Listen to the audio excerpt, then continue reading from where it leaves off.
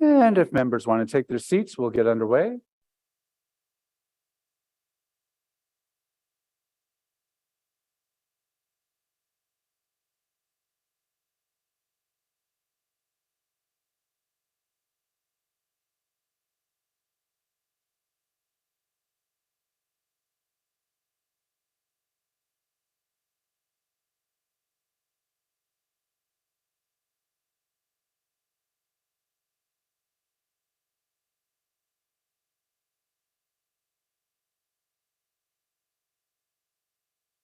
How do I get this to there?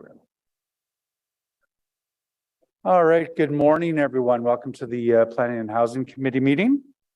First off, I would just like to acknowledge that Ottawa is located on the unceded and never surrendered territory of the Algonquin Anishinaabe Nation, whose culture and presence have nurtured and continue to nurture this land. Il est important de souligner que la ville d'Ottawa se trouve sur un territoire non cédé de la nation algonquine Anishinaabe, dont la culture et la présence sont enrichies et continuent d'enrichir ces terres. I'm going to ask the committee coordinator to do the roll call. Councillor Brockington. Here. Councillor Curry. Here. Councillor Dudas. Here. Councillor Johnson. Here. Councillor Kavanaugh. Here. Councillor Kelly. Present. Councillor Kitts. Here. Councillor Lowe. Here. Vice Chair Gower. Here. And Chair Leeper. You have a quorum, Chair. Thank you. And I note Chair DeRuse is here as well. And I'm also here. And I missed a couple people on my second page. I'm here. Apologies, Councillor Tierney All good. and Councillor Troster. Here. Thank you. And Chair DeRuse is here. He is ex officio to our committee. I had the pleasure of attending the ARAC meeting on Friday as an ex officio member. So good to see you, George. Thanks for being here. And Councillor Luloff is here with us as well. This is a public meeting to consider the proposed comprehensive official plan and zoning bylaw amendments listed as items 4.2 to 4.8 on today's agenda. For the items just mentioned, only those who make oral submissions today or written submissions before the amendments are adopted may appeal the matter to the Ontario Land Tribunal.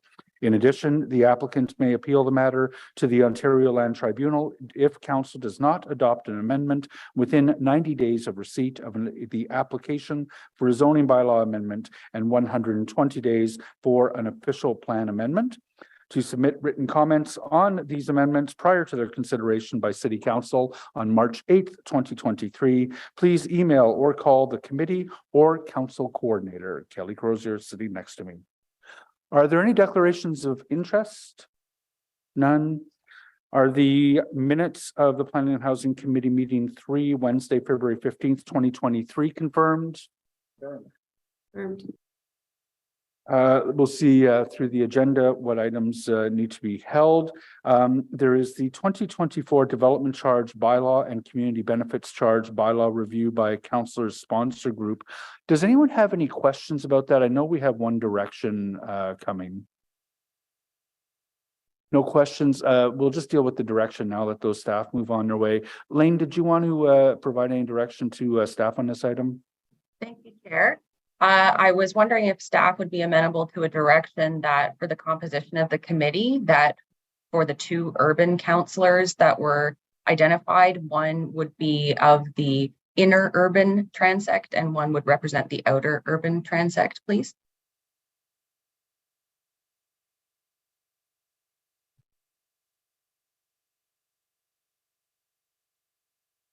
Yes. Yes, Mr. Chair. Thank you very much. So staff have received that direction and taken it. Thank you very much, Councillor Johnson. So we'll consider that item. Is that item carried? Carried.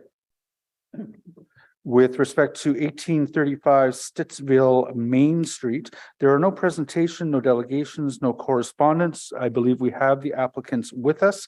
If the committee is prepared to carry this, do the applicants wish to speak? They're just joining now.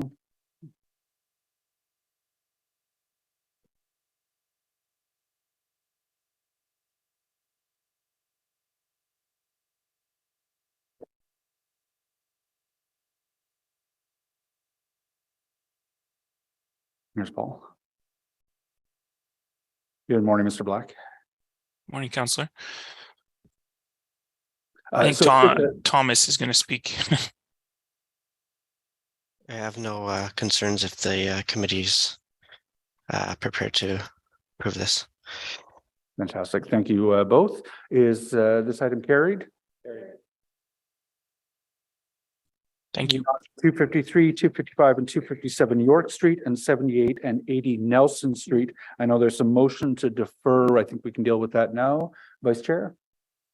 Whereas with respect to the report, the applicant has provided additional details regarding the existing buildings and proposed additions, which may have an impact on the details of recommended zoning and staff report. And whereas planning services staff, as well as the applicant, support the report be deferred to a future planning and housing committee date not yet determined. And whereas notification and a revised report will be provided when the item is to return to planning and housing committee.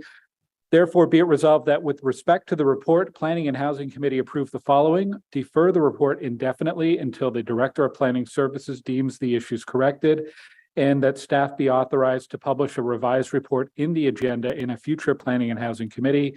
Be it further resolved that notice be provided prior to this item returning to the Planning and Housing Committee. Does anyone want to speak to deferral? I don't see any hands. Is the deferral carried? Carried. Moving on to 6173 Renault Road. I understand we do have a delegation, so we'll hold this item as a delegation and thank you. So we'll hold that one. At 453 and 455 Coventry Road, there are no presentations, no delegations, and no correspondence. This is to approve the amendment to the zoning bylaw for 453 or 455 Coventry Road. Is that item carried? Carried.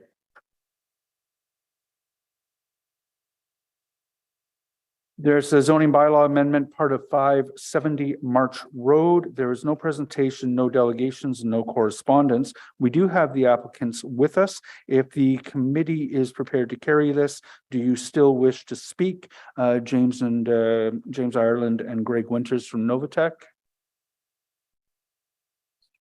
who are just joining us now. Good morning. Good morning. If the committee is prepared to carry this item, we have nothing to say. Thank you. Is this item carried? Carried. Thank you very much. Thank you.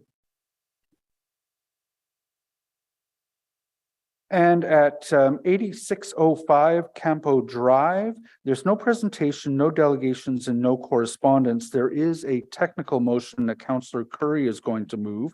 I'll ask Jonah Bond with Holtzman Consultants, if the committee is prepared to carry this item, do you wish to speak? Not sure.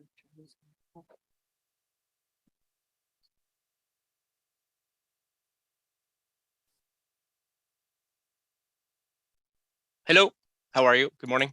Good morning, Mr. Bond. If the committee is prepared to carry this item, do you wish to speak? No, that won't be required if they're prepared to carry it. Thanks. And I think we can deal with the technical motion from Councillor Curry now. Councillor Curry.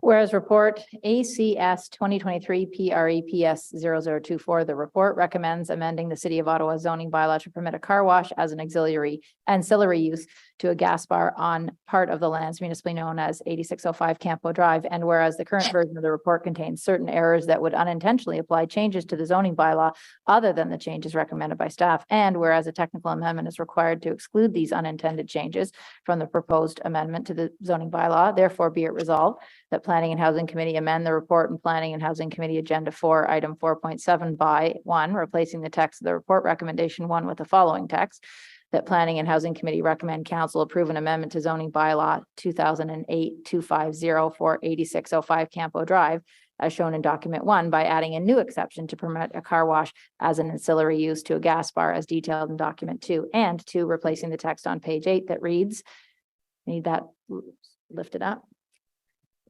that reads exception 2598. Additionally, staff recommend minor changes to the provision of exception 2598 to clarify the wording without changing the original intent.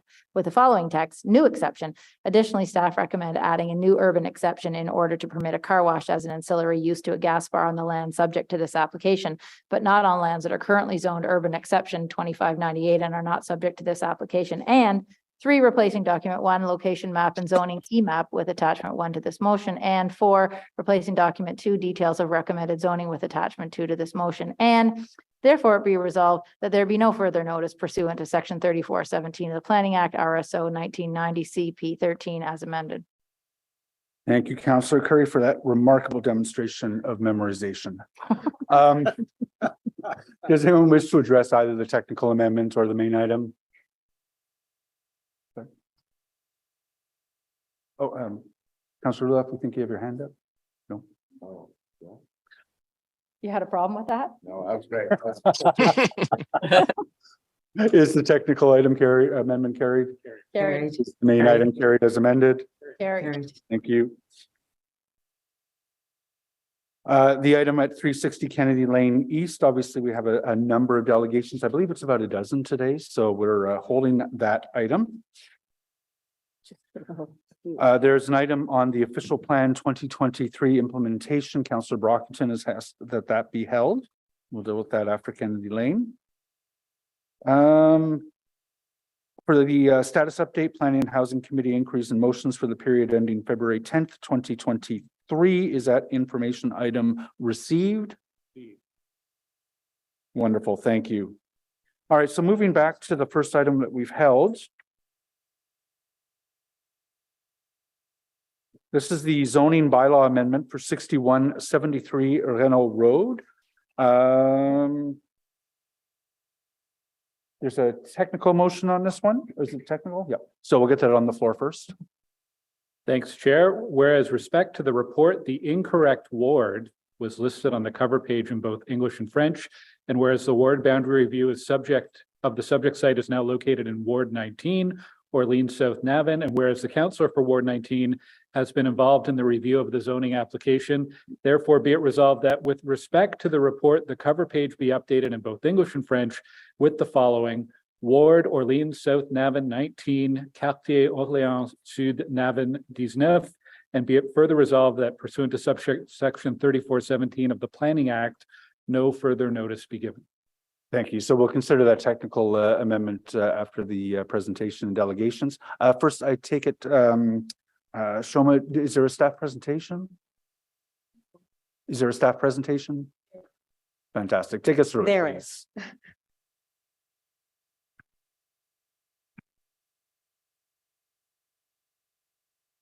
So this is a zoning bylaw amendment item for 6173 Renault Road. Next slide, please.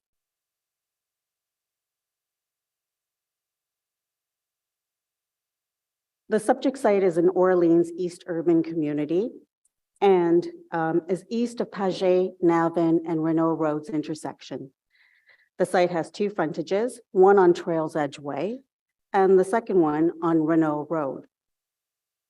There is currently a large bungalow on the site with a pool and several mature cedar hedges. Next slide, please. The proposal is for a planned unit development containing 24 residential units, and there are 29 vehicle parking spaces on the site, 5 of which are for visitors parking. There's also 20 bicycle parking spaces interspersed throughout the site. Cedar hedges exist to the west as well as to the east, or in this case, to the top of the slide as well as to the bottom of the slide. The top of the slide being the west side.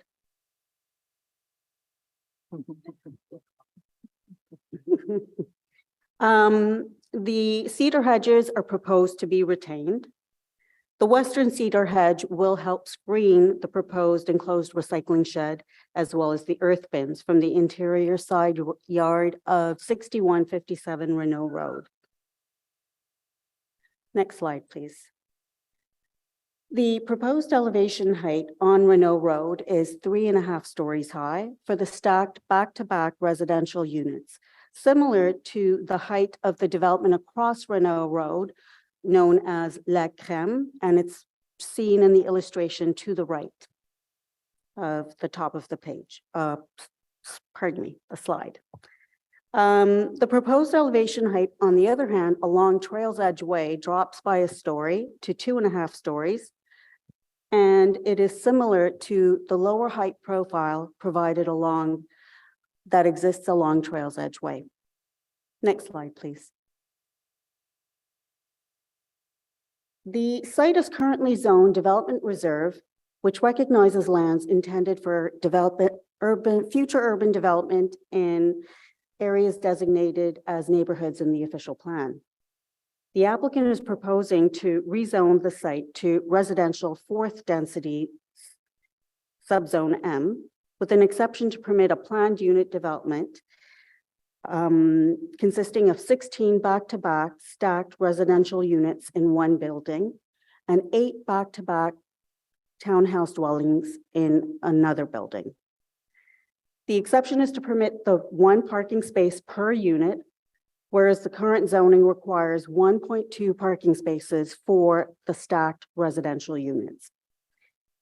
Another exception being provided is to prohibit the more intense development or building forms such as low-rise apartments and retirement homes. The Suburban Transact and neighborhood policies encourage low-rise intensification to allow a range of housing options. The goal of these policies and zone is to evolve the community to a 15-minute neighborhood over time. Planning staff recommend approval of the zoning bylaw amendment for the following reasons. The proposal does align with the council-approved official plan and the East Urban Community Design Plan for Phase 1. The uses have been limited to low-rise, and the higher density low-rise forms, such as apartments, have been restricted. Compatibility with the character of the surrounding neighborhood, for example, the stacked residential units being proposed are fronting only onto Renault Road and are in keeping with the stacked units across the road, whereas the townhouse block fronting onto Trails Edge Way has a lower height profile and is in keeping with the lower height profile along Trails Edge Way. There is also sufficient infrastructure capacity to support the proposed development. The addition of these 24 residential units will have minimal impact on the existing road network. And finally, the parking reduction that is being sought is minimal and will not apply to visitor parking. The site is providing a minimum of 1 parking space per residential unit, plus the 5 required for visitors. Thank you. Next slide, please.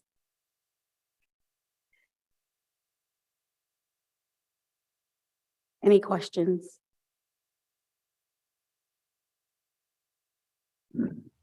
Thank you very much. Appreciate the presentation. There is an opportunity for the applicants to make their presentation now. We'll hold questions for staff until after the applicants and delegation have had an opportunity to speak. Are Rosaline or Peter or George Elias either online or in person to speak to the item? Okay, Peter and Rosaline are both online. Please, you have 5 minutes to address the committee. Thank you, Mr. Chairman. I'll hand it over to Rosaline to lead you through the some of the elements of our proposal. May I have a slide deck? So I'm Rosaline Hill, the architect on the file. And this is an image on the Renault Road side. So you can see, as the planner presented, the proposal is 3-story proposal. It's very residential in its sort of visual characteristics, even more so than the 3-story a building that's across the street, which is a little bit more formal. This one is very personal with doors that are very visible from the street. So it addresses the street in a way that is going to improve the character and dynamic of the street. It's attractive to look at and interesting with porches. So as the street begins to attract more pedestrians, particularly the bus stop in front, this would be a great addition to the street to really personalize the street. Next slide, please. This is the site plan. I think I'll go to the next slide because the landscape plan is a little easier to see on the screen. One more, please. There we go. So you'll see there's the block of stacked townhouses on the Renault Road side. That's the image that you just saw. And then a block of townhouses on the Trails Edge side. In the center of the block, in the center between those two blocks is a parking court with trees all the way around it. You'll see that pathways for pedestrians connect the site across from the Renault Road side to the Trails Edge side, looping around that center court. And there's lots of trees proposed. So it will be a very green feeling site. And we're retaining the cedar hedges that exist, which are really, really big. So it will be a very green kind of location. Next slide, please. So that is our Renault Road context. Next slide. Again, this view on Renault Road. Next slide. So now you're seeing the backside of that 3-story block. And lots of porches. Again, the entrances are very visual and welcoming. So though it is a product with stacked units, it's a very neighborly kind of design. It's been designed to welcome people and make this feel like a community. Next slide, please. There you see that block at a distance from sort of the Trails Edge direction, and you get a sense of that center parking court, which was actually designed to allow for occasional community activities, instances in which you might clear out the cars and use the space for a community activity, a play day or a garage sale. Next slide, please. This is the elevation of the 3-story building. So you'll see this is wood siding. There are references to different traditional architectures, a real emphasis on those entrances with the peaks coming down to draw the eye towards the pedestrian entrances. And you'll see outdoor living space on a large deck for every unit. Next slide, please. Here you're seeing the context at the back on the Trails Edge side. This edge obviously has a very different characteristic. So we see these 2-story older development on the bottom slide, and then the very new next door development. And next slide. This is my last slide. Oh, no, sorry, these are the neighbors immediately to the right of us on Trails Edge. And last slide, please. This is our 2-story building elevation on that side. So you'll see here, the height is in context with its surrounding. Again, still this strong emphasis drawing the eye to the pedestrian entrance, and lots of great outdoor living space.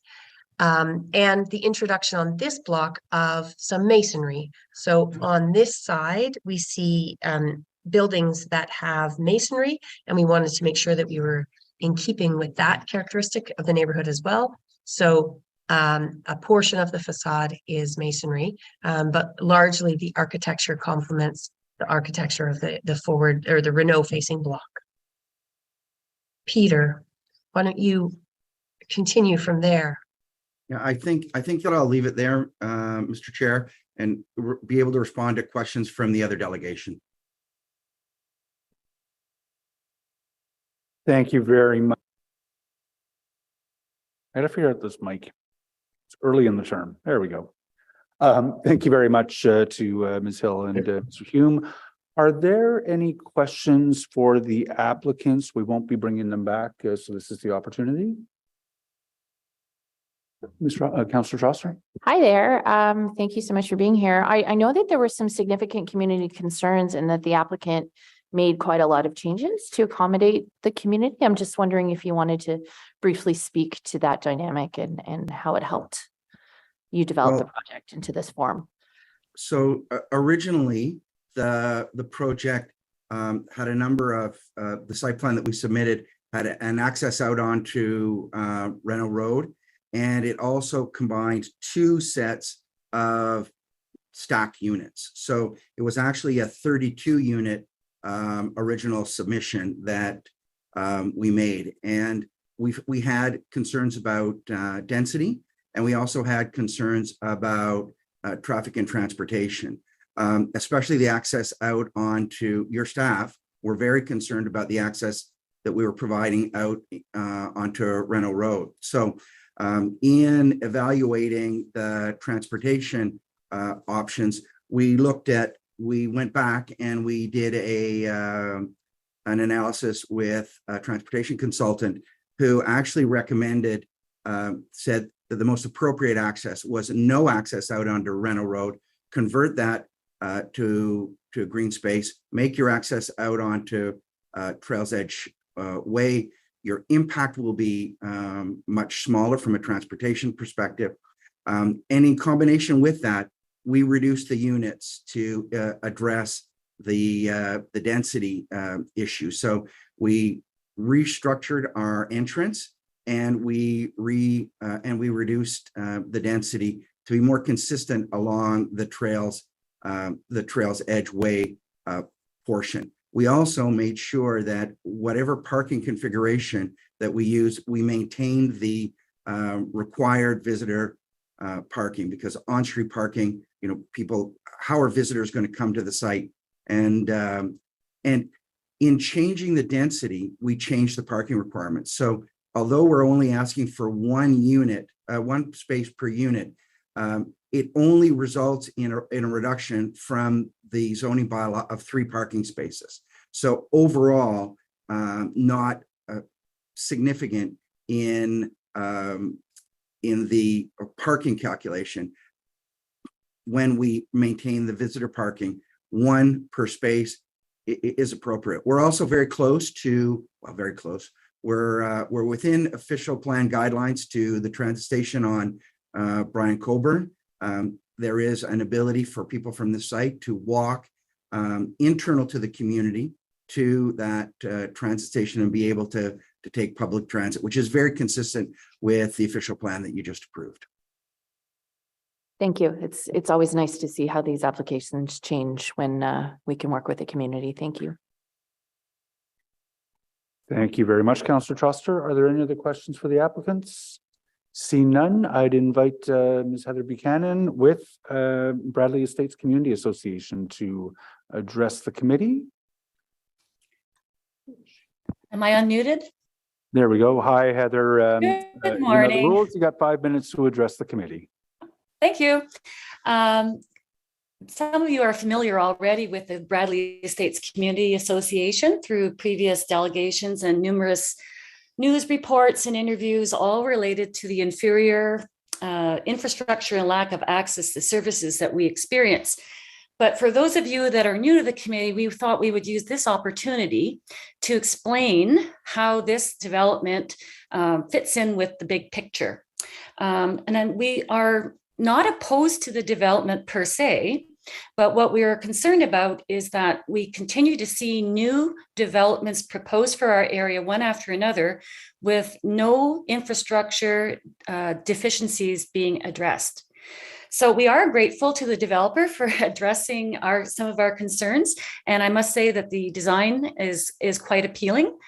So thank you very much for those adjustments. So while 6173 Renault is not huge, it is 24 new units replacing 1 bungalow. Other bungalows on the street are similarly up for sale, and in every likelihood will be developed in the same manner. There's a minimum of 4 that are, next slide, please, you can go with that, A minimum of another 4 or so bungalows that are up for sale on Renault, which are being proposed for the similar type of development. On this map, you will see the starred location where this development is, and you will see in orange all of the proposed and approved, partially approved developments that are taking place in our area. These add up to more than 13,000 new units. Not cited are the potential for future infill developments with the significant DR zone lands in this EUC. So I want to emphasize the big picture here, that we have a whole lot of development going on and still have not had infrastructure keeping pace. Next slide, please. The local roads bear the brunt of these new developments, but not one infrastructure improvement has been made to accommodate this growth. The traffic impact study for this development was done in complete isolation without consideration given to all the traffic that is coming downstream from east and from south areas. We have had 2 deaths on Renault. We've had 2 critical injuries. We want to know, what is the threshold required to have the city respond rather than acknowledge to change the infrastructure in our area? Renault Road currently sees 18,000 cars and heavy trucks, construction vehicles all day on a non-arterial road meant as an original farm road, and the city traffic counts have verified this. So to suggest that developments will have a nominal effect on traffic is hard to take. Next slide, please. So this is just to quickly show you the traffic patterns. I won't spend a lot of time on this, but just to show you that so much of the traffic needs to head from east to west, and then they access Anderson Road, which you can see on the slide, the picture on the left-hand side of that slide. We have done traffic studies and show that 75% of traffic is turning at Anderson to access the Hunt Club, Walkley employment nodes. So we can't just assume that all traffic is going to be using Navan and Innis, because currently that is not the pattern. Next slide, please. Again, there's little blue dotted lines on this map, and you can see where all these new homes are being developed, and you can see where the LRT is in relationship to all of this development. It is quite a bit north. We do not have easy access to it. The Blair station is indicated. You can see where it is. We can drive 12 minutes to Blair station, but a bus currently takes us 45 minutes to get to Blair. Next slide, please. So I know the developer says that we're working towards a 15-minute community, and I know that's the goal for the city. Our closest grocery store is 4.5 kilometers to the northeast. We have no efficient direct transit. You can see some of the stats that are there. We are a car-centric community, so by eliminating parking spaces, we are a little bit concerned about that. Our local roads are already operating at capacity. I've read through extensively through documents. You can check out the master transportation studies done, page 63. If we go to the next, before we go, I want to emphasize this phantom BRT. In every one of these developments, we are, it's being justified because of the existence of a future bus rapid transit system that does not exist, nor is it listed on any horizon. Next slide, please. You wrap it up, Heather. You're out of time. Oh, darn. Okay. Skip this. There we go. This is Navan, no sidewalks. Renault, no sidewalk. Next slide. Here's what it is like to walk along Navan Road to catch buses. These are students getting off a bus. Next slide. Again, same thing. This is what we're dealing with. So we would like to wrap up by saying we are grateful to the developer for doing, for addressing some of our concerns, but we are asking for the city to please address some of our infrastructure concerns before continuing with development after development after development. Thank you. Thank you, Heather. Are there any questions for Ms. Buchanan? Question? Yeah, thank you. Thank you, Chair. And thank you so much for being here today, Heather. I completely agree with everything you said in your presentation. I think members who were on this committee last term would have heard me talk about these issues quite a bit. And, you know, I too want to highlight and applaud the applicant for really responding to public feedback with changes to their application. I think this is a great example of how we can work together to enhance an application. So I do want to signal that. But the situation that we are continually faced with in Ward 19 is we have a great application coming forward if we look at it in isolation, but it's the broader context of development wildly outpacing infrastructure in this area, especially on Renault Road, but throughout Orleans South Navin. So as you saw in the presentation, without upgrading the road network, the transit, the pedestrian and cycling infrastructure, bringing amenities to the area, we are approving applications that continue to fly in the face of our official plan and all of the goals that we've set as a council, a 15-minute neighborhood that we are striving for. We are talking about 32 units today, good missing middle, an applicant that has been working well with our staff and with the community. So I don't want to penalize them for that, but I am telegraphing to this committee, especially new members who have had less experience with this area, for staff, for applicants wanting to build in this area, we are at the boiling point. You saw just how much development is planned for this ward. And I think it's especially frustrating for residents of the area to hear those justifications of, well, we're close to a transit station for a BRT that's not in the affordable network, not on the horizon. You know, if you take a bus from that park and ride, it's 30 minutes before you're at the LRT. So I know that it's response to a delegation, and that was a bit of a rant. So I will ask Heather, if another application like this comes forward, what would you like to see applicants or staff address for the next application that will inevitably come up?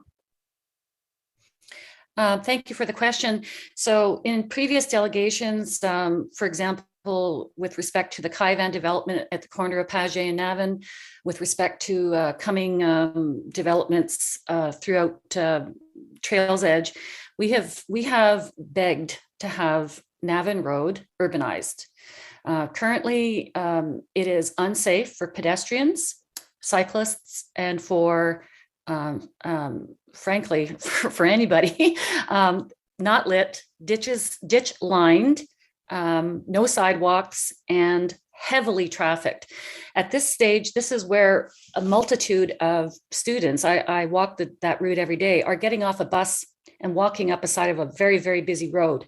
So Kaivan and other developers have all said there's no impact, that Navin Road does not need to be urbanized.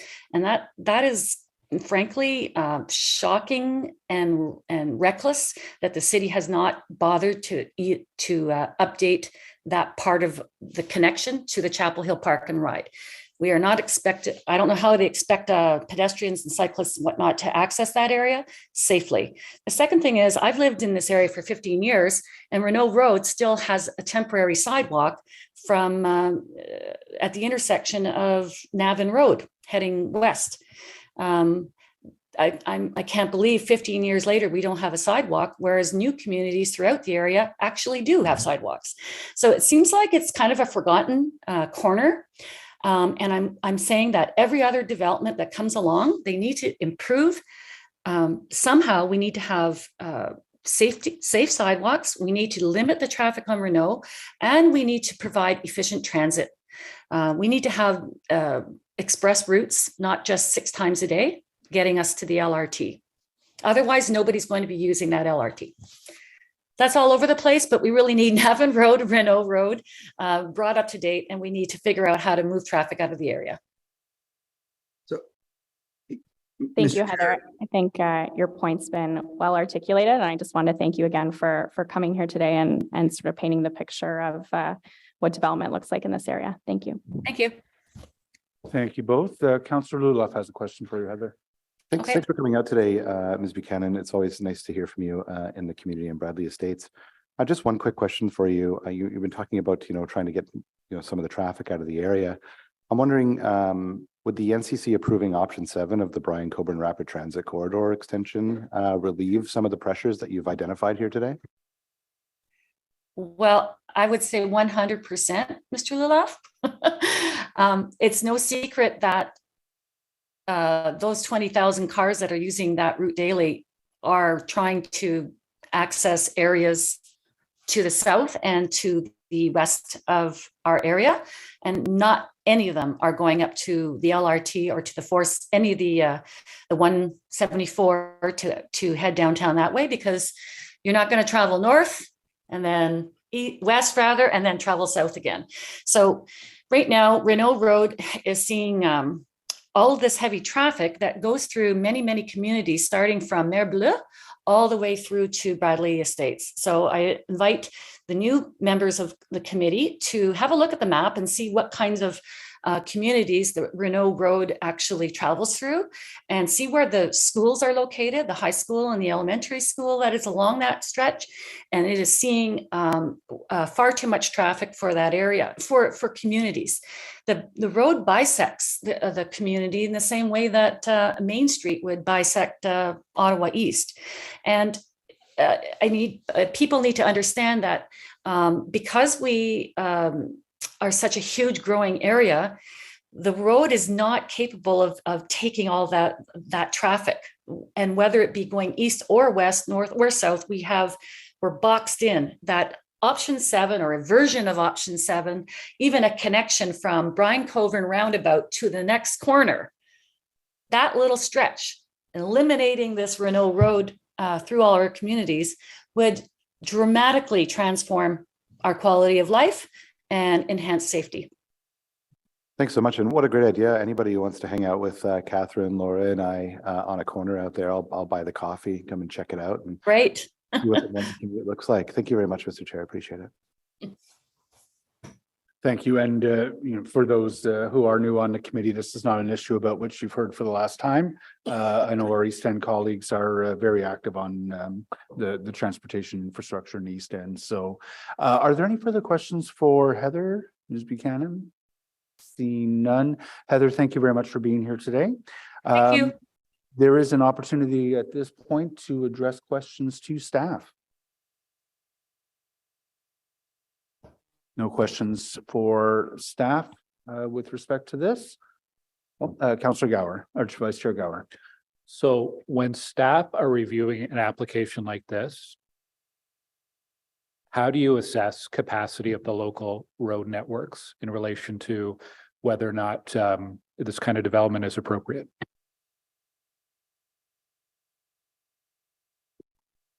Chair, through you. In this particular case, the application did not trigger a traffic impact assessment, meaning that the rates were too low to do so. So in this case, we actually worked with our transportation project manager to run those numbers for us to give us a sense of what those peak trips look like. We also work with our traffic assessment team to tell us what on-street parking looks like in this area. We also looked at intersections in the area to tell us about what's failing. So on that front, we understand that there's about 7 vehicles in peak hour generated from this project. We understand there to be ample parking, off-street parking for the short-term visitors in this area. And we understand that the nearby intersections at this point are not failing. So those are some of the factors that we look at when making these kinds of decisions on these applications. With respect to those broader strategic moves, we've come prepared today. So we do have people that can speak to that, but I don't think that this is probably the right forum for that. But we could certainly come back with a list of those 2023 area improvement projects, talk about the TMP and some of those other things, transit as well, that are happening in this area to support all of this growth. And of course, we know as some of these projects get built out, those road alignments will become improved through some of these other subdivisions in the area. Okay, yeah, thank you. I think that'd be helpful. It's although Renault has sidewalks, Navan does not. And I did check the travel planner and it advised me if I wanted to catch a bus from here to walk down Navan Road. So it is, I'd be very curious about what the plans are, future plans to urbanize that part of Navan Road in particular. Definitely seems like something that's needed in this neighborhood. Thank you. Thank you, Vice Chair. Catherine. Thank you. Good question. And I will say, we are actively working, with staff on all of these things. But as the applications continue to come in, we have another opportunity to sort of explain that the current state, the reality for residents today is all of these challenges that we've illustrated. I was just wondering, because we do have several applications like this where it is a number that's not triggering a traffic assessment or impact study. But if you looked at them, sort of everything that's coming down the pipe in the next couple of months, then the number of units would. So is there any mechanism for staff to take that cumulative impact look at sort of what's coming through? Chair, through you. And I think that would be a question that would be best directed to one of our transportation colleagues that are on the call, Councillor Kitts, if we could turn it to either Elizabeth Murphy or Frank McKinney, because I know they are looking at exactly that, those failing intersections, the cumulative impact of development when it's time to budget for certain area improvements. So if either, and I see them both on the screen, so I'm going to turn it over to them. Thank you. Through you, Mr. Chair. Thank you for your question, Councillor.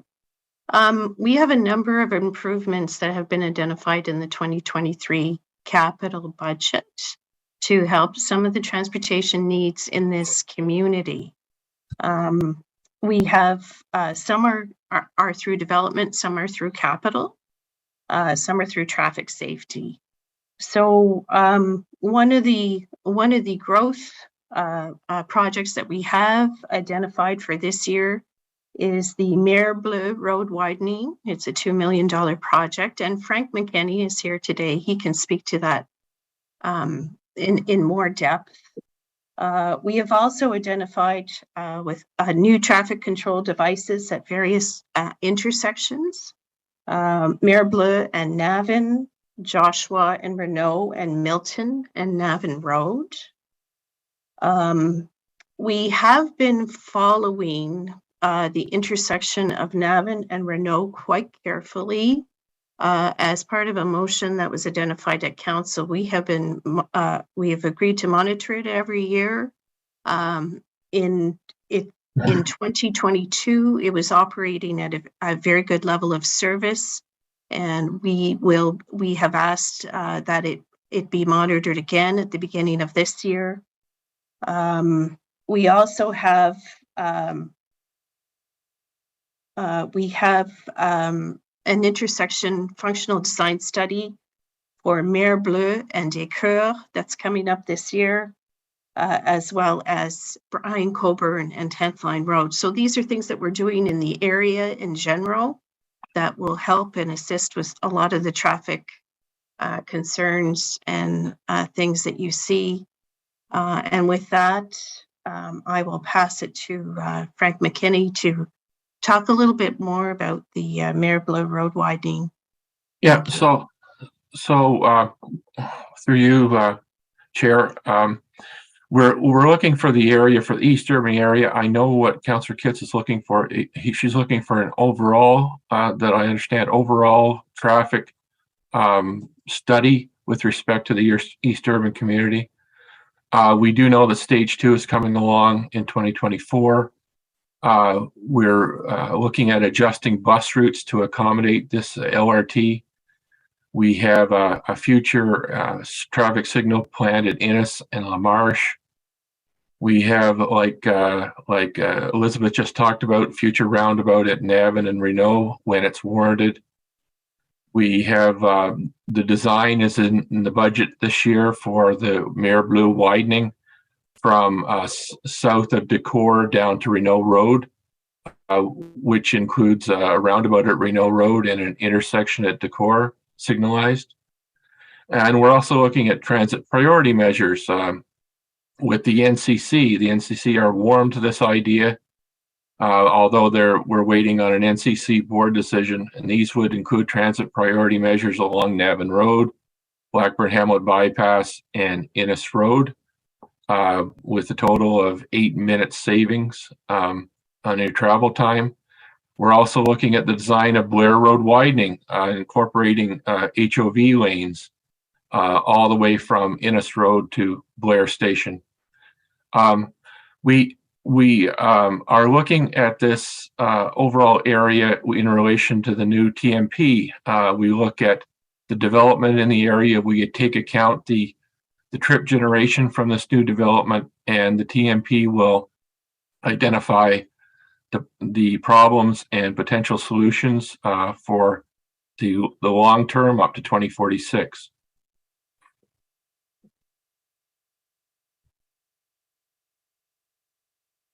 Thank you. Thank you very much. Yeah, I mean, it's clear that we're working on different solutions, but not everything you identified responds to the Bradley Estates community. Like Mayor Blair is a north-south connection.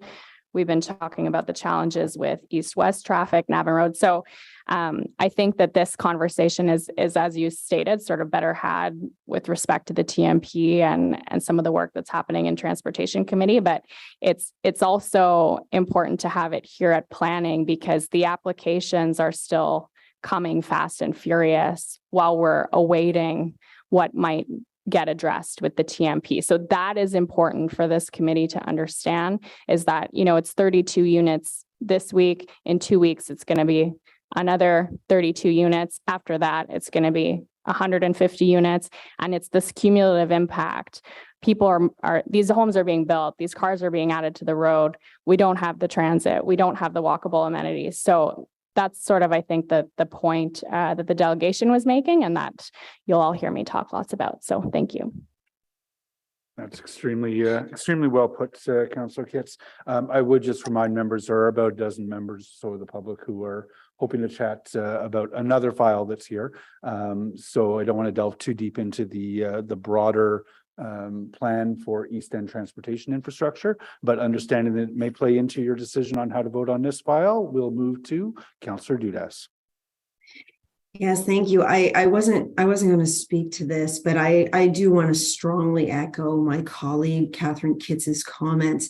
One of the reasons why this community has such a huge issue with transportation is not just because the infrastructure wasn't built when the houses were built, or that more houses are also being built. It's also because the zoning hasn't been upheld to allow for commercial walkable amenities.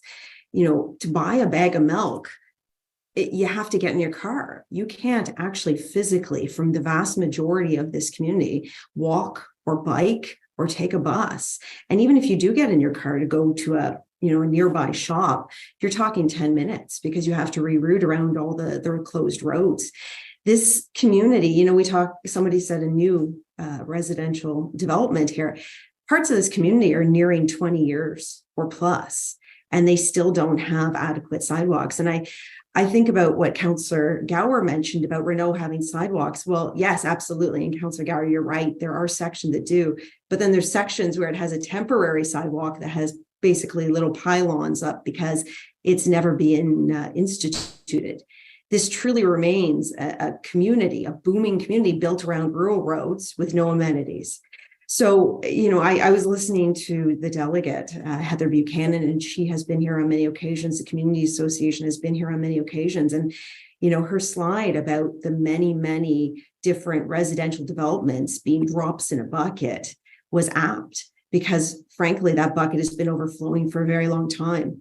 And, for me, I look at this file. I think it's a wonderful file. I'm so happy to hear that the developer is working with the community, and that's a huge step in the right direction. I'm also happy to hear that these transportation items will be dealt with through the TMP, or at least starting to be worked on after years and years of it being ignored. In good conscience, I can't support this file. I will not be supporting residential development in this community until I know that commercial amenities, walkable features, cycling features, road features, transit, these things are actually being addressed. This is sadly a beautiful neighborhood. However, it was built exactly the opposite of how we want to see our neighborhoods built across our city. It's the exact opposite of what we tried to achieve in our new official plan. So until I start seeing those pieces, I just won't be supporting further residential. I think this is a good step in the right direction. These conversations are taking place. but we need to start seeing action. These people have been waiting too long for it. So I digress, but I couldn't help but to weigh in for a moment. Thank you, Councillor Dudas. Councillor Curry? So I have a very high level question, and I just want to preface it by saying this is very similar to what we are talking about in Canada all the time. I thought that was quite funny, the phantom BRT, as that's something I have to tell the people in Canada that's what you refer to it as, because the BRT at March Road is something that people are wondering about. And I just want to say, so what our delegate said is you had 13,000 units coming, right? The 1 year that I was been on council in Jenna's place, we approved 5,100 units in Canada, all based on the fact that we would have this bus rapid transit coming up March Road. And when is that going to happen? But that is the basis of it. Oh, well, it'll be coming. And so my high level question is, so we have a planning act. So we have this application here, the planning act, it follows the planning act. You know, we wouldn't have a major argument other than the fact that the infrastructure isn't there, potentially the 15-minute neighborhoods is not there. And we have Bill 23 that has said what it said. We have a promise that the transportation master plan may have other things coming in it. But if we didn't approve this, it would go to the OLT, it would be turned over. And would the development charges then be enough to make sure we do all that we want to do here in Navan? And, you know, the same would apply to Canada. The concept being that we have these development charges built into these applications. Do they actually pay for what we need to have in terms of roads, bus rapid transit, sidewalks? Because otherwise we say, okay, we're not doing this yet until all the infrastructure is there and we have the money for it. And then it gets overturned at the OLT. Mr. Chair, no individual site would provide enough funding for the development charge items that are related to support it. The development charges background study collects funds from projects across the city to fund a specific list of projects and priorities that are identified in the development charge background study. Those projects are fed into that process through the transportation master plan and the infrastructure master plan and the affordable networks and the affordability lens that is provided through that. I don't know if that answers the councillor's question, Chair, but on an individual basis, no application will fund those enhancements that are required. It is very much a pooling of resources to achieve those results over time. And so our argument in terms of the Planning Act and refusing the application, that we couldn't argue that because that's just well known. Well, of course you can't afford all this infrastructure before you build buildings. Mr. Chair, a developer in front of the OLT is entitled to look at the and to take into account the infrastructure that the city has planned over the long term. So it is something that they are able to point to as a justification for their development, Mr. Chair. So because we have it in our plan, then it justifies their approval.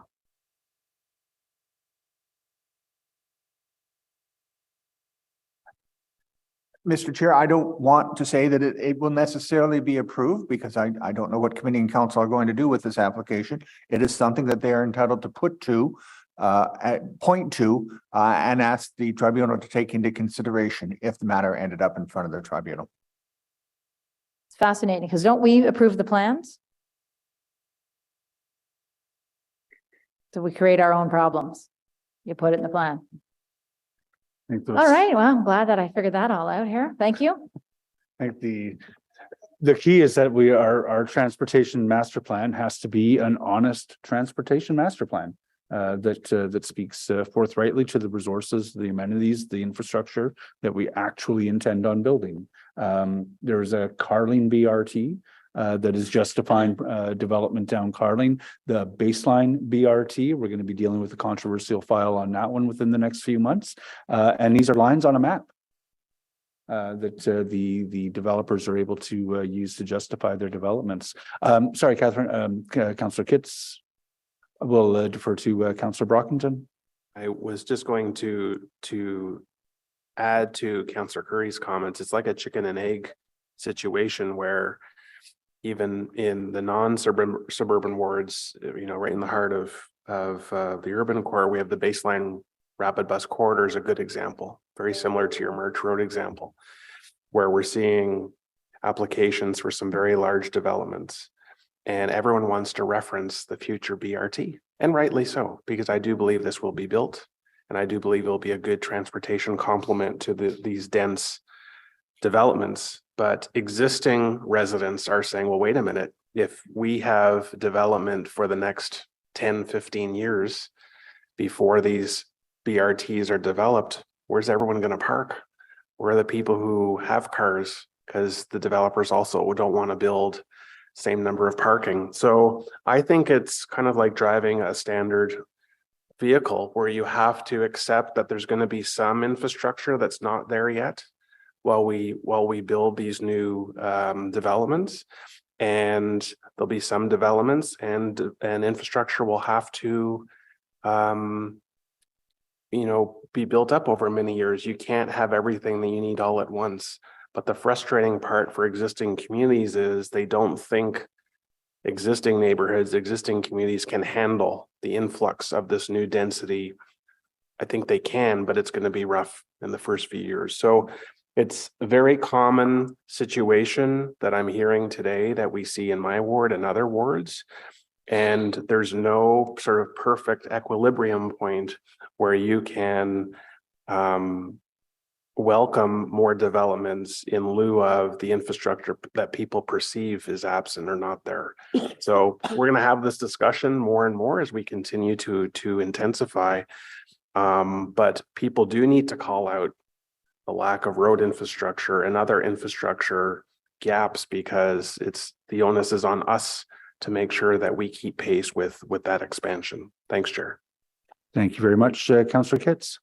Yeah, just to wrap up quickly, I will challenge my colleague. I think it's not common what we're seeing here in Bradley Estates and Orleans South Navan because of the issue with the stalemate with the NCC on advancing our transportation network. So even if we had a windfall of money tomorrow, we cannot advance any of these plans we have. And I think that makes it different.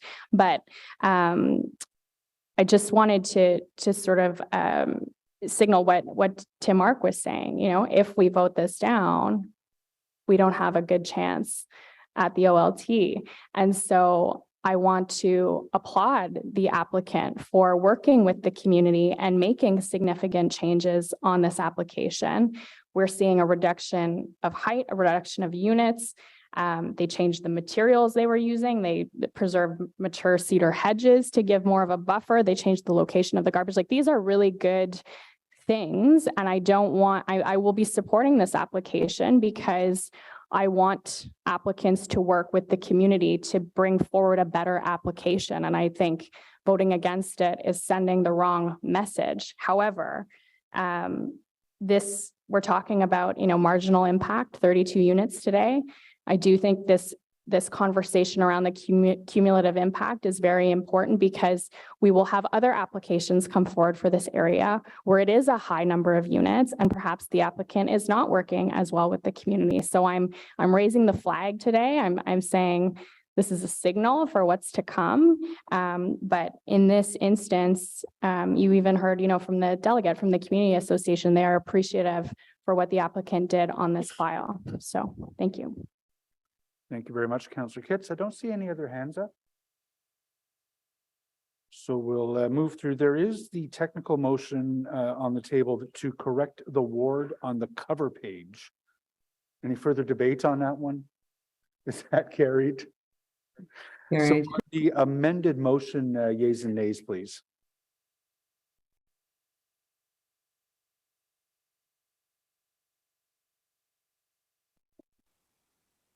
Councillor Brockington, Yes. Councillor Curry, Yes. Councillor Dudas, No. Councillor Johnson, Yes. Councillor Kavanaugh, Yes. Councillor Kelly, Yes. Councillor Kitts, Yes. Councillor Lowe, Yes. Councillor Tierney, Yes. Councillor Troster, Yes. Vice Chair Gower, Yes. and Chair Leeper. Yes, and I believe Councillor Drews. Oh, Yes. my apologies, Councillor Drews. Yes. 12 yeas, 1 nay. All right, thank you very much to staff on that one. So I believe that will then bring us to our next held item, which is the 360 Kennedy Lane East.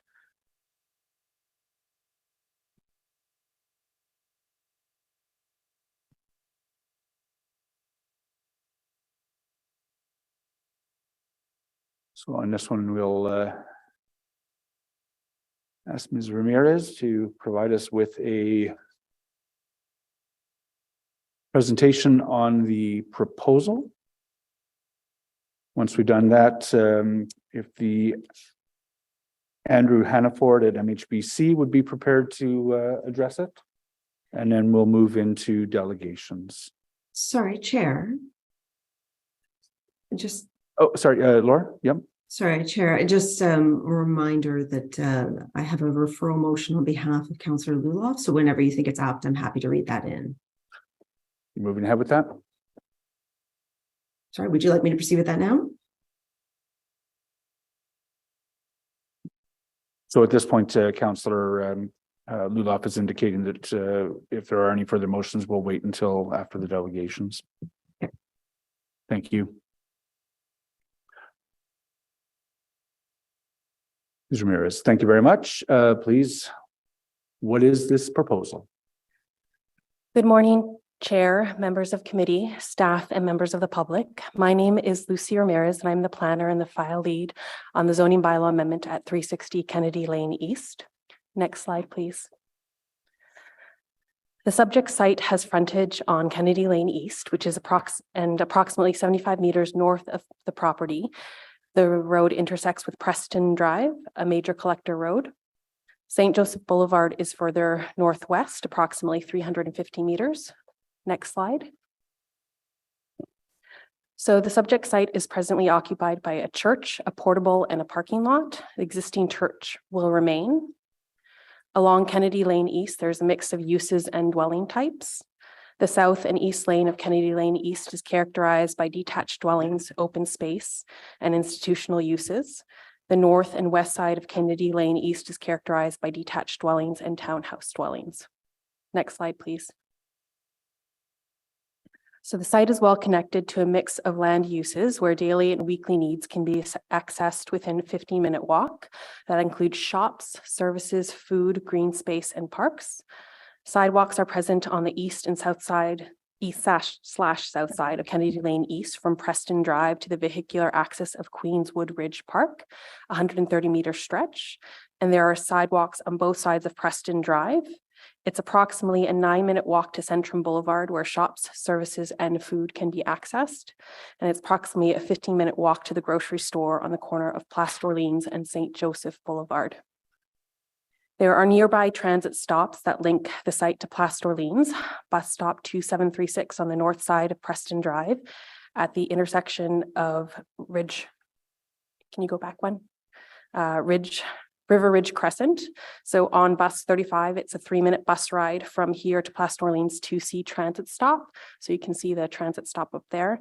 And Place d'Orleans station is approximately 1.6 kilometers northwest of the site, approximately a 20-minute walk. And in the future, Place d'Orleans station will be connected to the LRT. It's part of the O Train East line. On this slide, you can see that the site is designated suburban neighborhood per Schedule A and B8 of the official plan. The site permits a mix of building forms and densities. Next slide, please. So the proposal supports compact development with a range of housing types, and the proposal will support active transportation and transit and reduce car dependency, enable people to live car light or car free.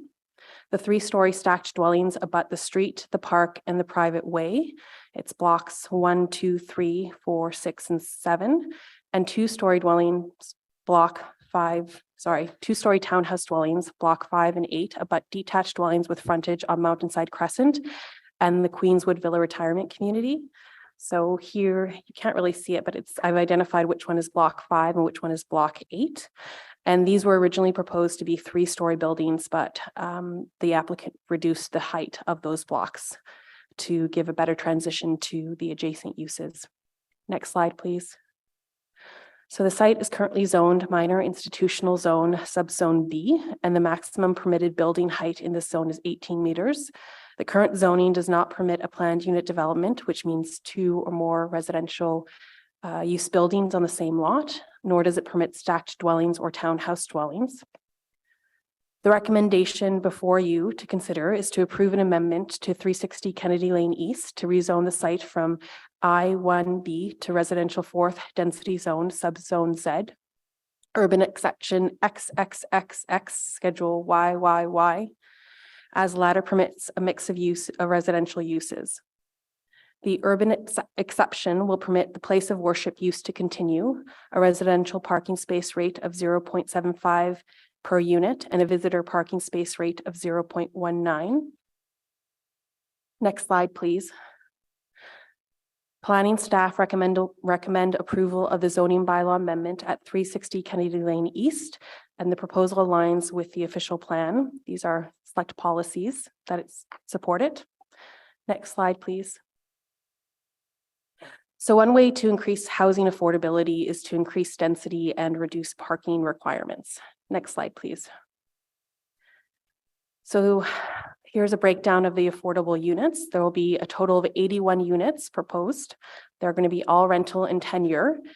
There's going to be 55 that will be at market rental rates and 26 that are to be affordable dwelling units.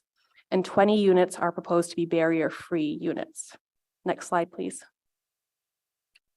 So there are a total of 85 parking spaces proposed, 61 for residents, 15 for visitors, and 9 for the place of worship. So 6 of those place of worship parking spaces can also be used for visitor parking when they're not being used for the place of worship use. Paid parking spaces are going to be available on site for the stacked dwelling units. And if renters in the stacked dwelling units don't need the parking, then they don't have to pay for it. The parking is rented separately from the units. The market's going to decide who gets what. And renters can choose their residence knowing if it includes a parking space. Next slide, please. So there are studies that show that parking demand varies between households, neighborhoods, and over time for individual households, and smaller, lower income households located in accessible areas tend to own fewer cars. Next slide, please. So we heard some concerns about this proposal. The theme that emerged the most was that people were concerned about transportation and parking. People expressed concern that no traffic impact assessment was done. Further, that the cars that were going to be associated with the 81 new residential units, and people were worried that it's going to increase pressure on street parking and that new residents will misuse the adjacent parking lot that's in the park. Next slide, please. So there are 3 different triggers for TIAs, such as trips, location, and safety. The proposal did not surpass the threshold established in our guidelines for a TIA. And per our transportation modeling, it's anticipated that there will be an additional 25 vehicles in the peak hour. The traffic assessment team is going to continue to monitor the situation and implement corrective measures if necessary. Next slide, please. Or sorry, I'm going to move on to the point. The city has on-street parking restrictions, and residents can contact bylaw enforcement to minimize any spillover problems. Currently along Kennedy Lane East, there's a combination of no parking and time-limited parking. And a parking supply study was done to summarize parking considerations and justify a reduced residential parking space rate. I'll just say that parking is going to be limited, but there's going to be ample parking for bicycles, 122 spaces, and there are other measures within the parking justification study that lean on transportation demand management. And that's it. Thank you very much for a great presentation. I think that's a good summary of many of the issues that are at play.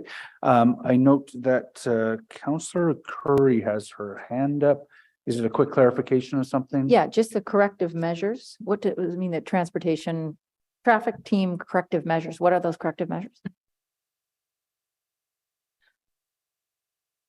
So some corrective measures that could be done would be to eliminate parking on both sides of the street. That could be a corrective measure that could be done. Right now, there's one side that has no parking during the winter, and there's parking on the other side of the street. So we'll come back to Ms. Ramirez after we've heard from the delegations. So first up, I would like to invite Andrew Hannaford at MHBC to make your presentation. Mr. Hannaford, you have 5 minutes to address the committee. Great. Thank you to the chair and members of committee. I'll just share. Oh, sorry, if we could have the presentation put up as well. Yeah. Thank you. So my name is Andrew Hannaford. I'm an associate with MHBC Planning here on behalf of the applicant, who is Kindred Works. I'm joined today by Carly Forrester, a senior planner with Kindred Works, as well as Keenan Hewitt with KPMB Architects. We also have Wayne Swanton, with JR Studio, who are our landscape architects, and Deanna Green with BA Group, who are our traffic consultants for this file, who will be available to answer any questions, obviously, as traffic specifically is a big issue raised with this proposal. So this application proposes a zoning bylaw amendment to enable intensification of the site, including retention of the existing place of worship, the introduction of a planned unit development with 81 dwelling units in both stacked and townhouse forms. Of the 81 units, all are proposed to be rental units, and 31% are proposed to be affordable rental units. If we go to the next slide. So I want to thank staff first for their recommendation report and for the significant collaboration that has occurred since the initial pre-consultation meeting with city staff in May 2021. Following our initial meeting with staff, the application was submitted for zoning bylaw amendment and site plan approval in January. In April, we held a public information meeting with city staff and Councillor Luloff to gather community input and feedback on the proposal. These comments from city staff and the public were then incorporated into our second submission, which was made in November 2022. We're pleased to be before the committee for consideration of our requested zoning bylaw amendment. We have reviewed the staff report prepared by Ms. Ramirez, and we're in agreement with the staff recommendations. You go to the next slide. As noted in the staff report, the subject lands are located within the Queenswood Heights neighborhood with frontage on Kelly Street East and abutting Queenswood Ridge Park. The site is located within 15-minute walking distance of the St. Joseph Corridor and Orleans Town Center, as well as the planned LRT station at Place d'Orleans. The surrounding neighborhood consists of a predominantly low-rise residential uses, including a mix of single detached, duplex, and townhouses, which do range in height from 1 to 3 stories within the neighborhood. Next slide. The site currently consists of Queenswood United Church, which is significantly set back from the street, and the majority of the site is underutilized, consisting of surface parking and open space. Next slide, please. Quickly, as mentioned by Lucy Ramirez, our Otto's former official plan, which was applicable at the time of application, designated the site as general urban area, which permitted the full range of housing types and institutional uses as are proposed. The predominant form of intensification within the former official plan was ground-oriented multiple unit housing as proposed. The former official plan also spoke to allowing alternative development standards for affordable housing. In November, Ottawa's new official plan was approved by the province. The new official plan designates the site as neighborhood, again permitting a range of residential and non-residential uses, but specifically noting that the predominant built form is to be missing middle housing and innovative building forms. The neighborhood's designation permits low-rise buildings up to 4 stories in height, and the proposed development contains a mix of 2- and 3-story dwellings, both below the permitted height for the site. The new official plan also further prioritizes intensification, directing 10 to 15% of all new residential units to be affordable. The proposed development is in full alignment with the direction of the new official plan, as it provides for missing middle housing below the maximum permitted height, provides for gentle intensification as directed by the province and city, and provides for affordable housing and retention of the existing church on the site. Next slide, please. The site in the zoning is currently zoned minor institutional, again permitting place of worship, community center, retirement home, daycares, to a maximum height of 18 meters or 6 stories on the site. Our proposed zoning bylaw amendment seeks to rezone the site to residential 4th density. This would maintain the place of worship, daycare, and community center permissions, while also permitting the proposed residential uses. We have proposed site-specific yard setbacks, including 6-meter side and rear yard setbacks, and a 3-meter front yard. As Lucy had noted, the maximum height is being reduced from 18 meters to 14.5 meters for the stacked uses, 11 meters for the townhouses, and 15 meters for the place of worship. There's also 2 areas identified, and this was a direct result of community feedback, abutting the seniors' home to the north and the existing residences to the east, where the height would be limited to 8.5 meters, which is 2-story townhouses. We are proposing a minimum parking rate of 0.75 parking spaces per unit, with visitor parking spaces at 0.19. And the place of worship will additionally provide 6 spaces which can serve both uses on the site. I'll then pass it to Keenan on the architecture. Thanks, Andrew. I see the timer, so I'll try to go through this quickly. If we could go to the next slide, please. As it was mentioned, the site's composed of a series of 3-story stacked dwellings, so 3 apartments on top of one another, 3-story townhouses and 2-story townhouses. The units are arranged around a central loop, providing access to each unit, and particular attention was paid to connectivity throughout the site through the design of pedestrian pathways, as well as a green spine through the middle of the site to provide enhanced natural features and encourage a sense of community. The existing church, as mentioned, will be retained and dedicated parking provided. Blocks 5 and 8, again, as was mentioned, were reduced in height, now composed of 2-story townhomes to respect the height of the existing homes along Mountainside Crescent, as well as the Queenswood Villa retirement community to the north. And as Andrew mentioned, many setbacks have been respected throughout the site, again, paying particular attention to the existing residents retirement community, as well as the Queenswood Ridge Park. Next slide, please. If I may, you're about halfway through the slide deck on slide 8 of 14. You are out of time. I'm just going to look at the committee to see whether they want the further details. Okay, go ahead, please. But please stick to the most salient points on each of the slide if you can. Yep, thank you. This first slide illustrates one of the communal spaces that was designed throughout the site. Again, trying to cultivate a sense of community for residents and starting to highlight that green spine. We can go to the next slide. There's a series of 3-story townhomes, 3-story stacked dwellings and townhomes throughout the site, which provides sort of a gentle increase in density and plays into the affordability model that will be spoken to afterwards. Next slide, please. And then finally, recognizing the climate we're in, we're not shy to show this in a winter setting, but what this image highlights in particular is what you can see in the center of the image with the 3 doors.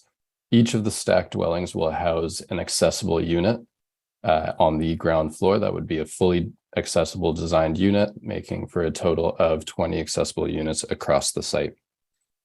And I will pass it on to Carly for the next slide, please. Hi, thanks everyone, and thanks Keenan for the pass. I won't be too long as I know we're over time, but I just wanted to reiterate that we have a total of 81 new units being proposed, 30% of which equaling 26 units at affordable rental rates at 30% at or below 30% of the median family income for the area. And the rest of the units will be proposed at market rate rental rates. Next slide, please. I wanted to focus on our sustainability goals as a corporation. The graph on the left illustrates our building's impact versus a typical code building project of a similar scale and type. As shown, we are able to reduce our energy use intensity by about 82% just based on design currently. And it is our intent in the future, and it has been designed to allow solar panels in the future. As shown, this would actually add more energy to the grid than we'd be using, create a net positive energy outcome, which then plays into the 2 graphs on the right. In the middle, as shown, we're 97% reduced on the greenhouse gas emissions. And then we're positively impacting greenhouse gas based on if we add solar panels, and that's again due to adding clean energy to the grid. And then on the third, in terms of cumulative emissions over a 30-year period, a code minimum building would continue to add emissions year over year, and those would get higher and higher simply because of the way it's designed. Whereas because of our project with solar panels and the reduction it would have, we're actually removing greenhouse gases over time over a 30-year period. Next slide, please. And just to focus on some of our corporate goals, I won't focus on the top 3 because those are illustrated in the previous slide, but as a corporation, we're looking at having a minimum of 20% of units to be universally designed, which we exceed on this project, as Andrew and Keenan mentioned. Having 10% of all of our labor hours for all projects be filled by equity-seeking groups. And to quantify just not our social impact, our financial impact, but our environmental and social impacts, we're targeting. If I could just ask you to wrap that up, please. Absolutely. Just targeting a $4 return on a social return on investment. Next slide, please. And this is the last one. I just want to thank everyone for their time today and their additional time. and to conclude that we're putting forward a project today that I think meets the needs of the neighborhood by providing much needed affordable housing at a height and density that's not only compatible with the area, but also consistent with the city's official plan objectives and in close proximity to LRT transit that's under construction now. Thanks so much. Thank you very much. For those folks from Goba and elsewhere who are watching, I know I've mentioned it sort of the beginning of the term. The presentations might usefully skip some of the material that the city staff have gone through in their material. So I'll ask Councillor Luloff to kick us off, please. Yeah, I've got some comments to make afterwards, so I don't want to completely mug myself here, but I do want to say that this is, it's a beautiful project. The work that you guys have done on the architecture, on the placement, really do appreciate all of the work that you've done, dealing with concerns of massing, of drainage. You did a really wonderful job responding to the needs of the community, and that certainly does need to be recognized. As you know, we do still have the outstanding parking issue. So just a couple of questions. We don't have to get into it. Just like a yes or no is fine. Have you been able to reach out to St. Helens Anglican Church to see if there's some sort of way that you might be able to enter into an agreement, for parking sharing or that sort of thing? Through the chair, we haven't specifically reached out to the Anglican Church on an agreed parking, but we have reached out to them on this specific project, and they are supportive of the project to date. We can in the future continue to have the discussion on shared parking, but as of now, that has not been a conversation that's been had. Has there been any discussion with OC Transpo about, perhaps entering into an agreement like we have on several other projects, where, in the affordable units, perhaps an Equipass agreement is brought into place to ensure that residents have that option to use public transit when it's available? Through the chair, as part of our parking justification study that was done by BA Group, we have proposed a number of TDM measures, including of which would be something of an OC Transpo pass. So that is something that we are working towards for sure. For not just the affordable units, but the market units as well. Okay, but that has not been done yet. Through the chair, we just wanted to get through the zoning plan prior to having those formal conversations with OC Transpo to make sure that we are talking about a real project, not a. Okay. Has there been any discussions, perhaps with virtual car sharing companies that might, increase the viability of the reduction in parking that you're looking for? To this chart, yeah, we have on our project portfolio scale have had those discussions with car sharing apps, and we would look to put that into place here where possible. Okay, so there is a plan to have car sharing on site? It's not a formal plan as of now. It's one of the mitigation measures that we had as a TDM measure as the report was put forward. Okay, all right, thank you. Thank you very much, Councillor Lilith. Councillor Gower, or Vice Chair Gower. Thanks, Chair. To me on this file, the big change is the reduction in parking spaces. And I think usually in suburban communities, we would see one space per unit. And in this case, it's about 0.75. And I'm trying to keep an open mind to this. So how are you justifying, or you must know something about market demand or desires of people who might be moving into this neighborhood? What's the data, or what's the information you're using to determine that you require 61 spaces for 81 units? So through the chair, we do have Deanna Green, our traffic consultant, on the call. I'm wondering if she can respond to that question. I can. The reduction in parking is hugely related to transportation demand management measure, in that we studied the travel patterns in the area. And we know that during the peak period, only 55 to 56 of the residents are currently traveling by automobile.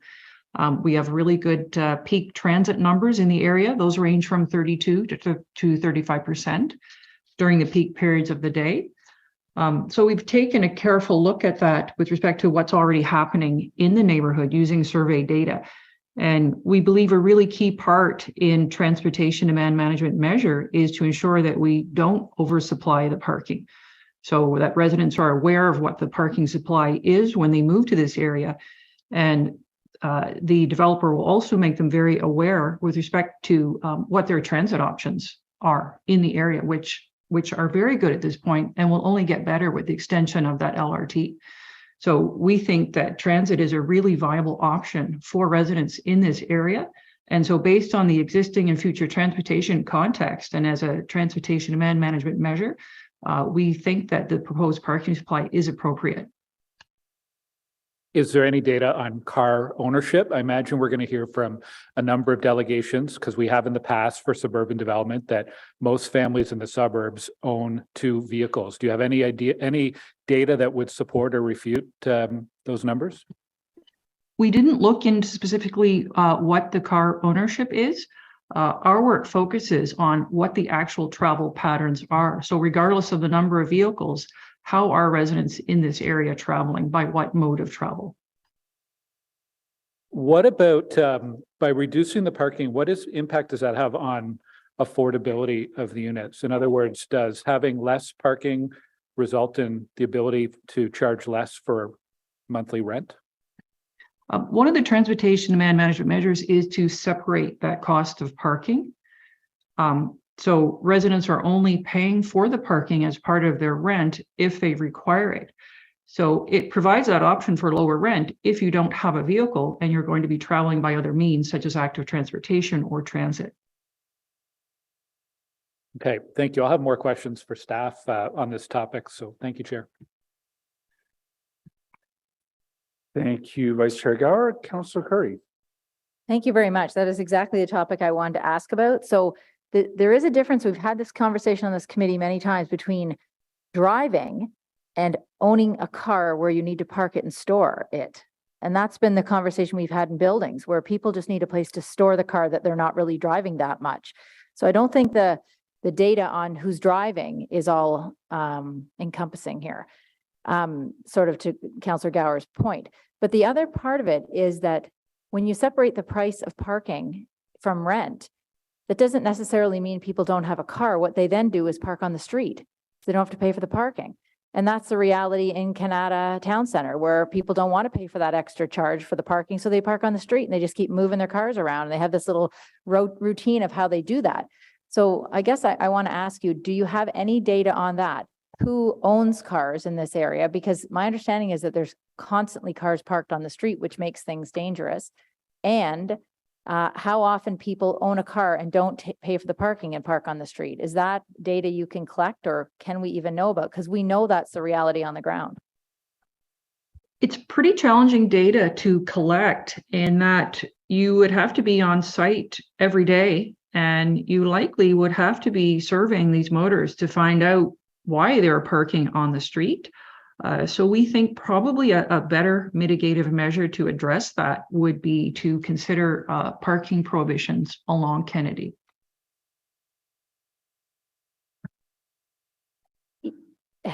I don't necessarily agree, but anyway, thank you for that comment. I see that this is a problem. It continues to be a problem in every single development application we have where we reduce the parking. I understand people want to encourage people to walk and ride their bikes. I get what people are trying to do. It's just that people don't want to do that. And so then they find other solutions that create other problems. Anyway, thanks.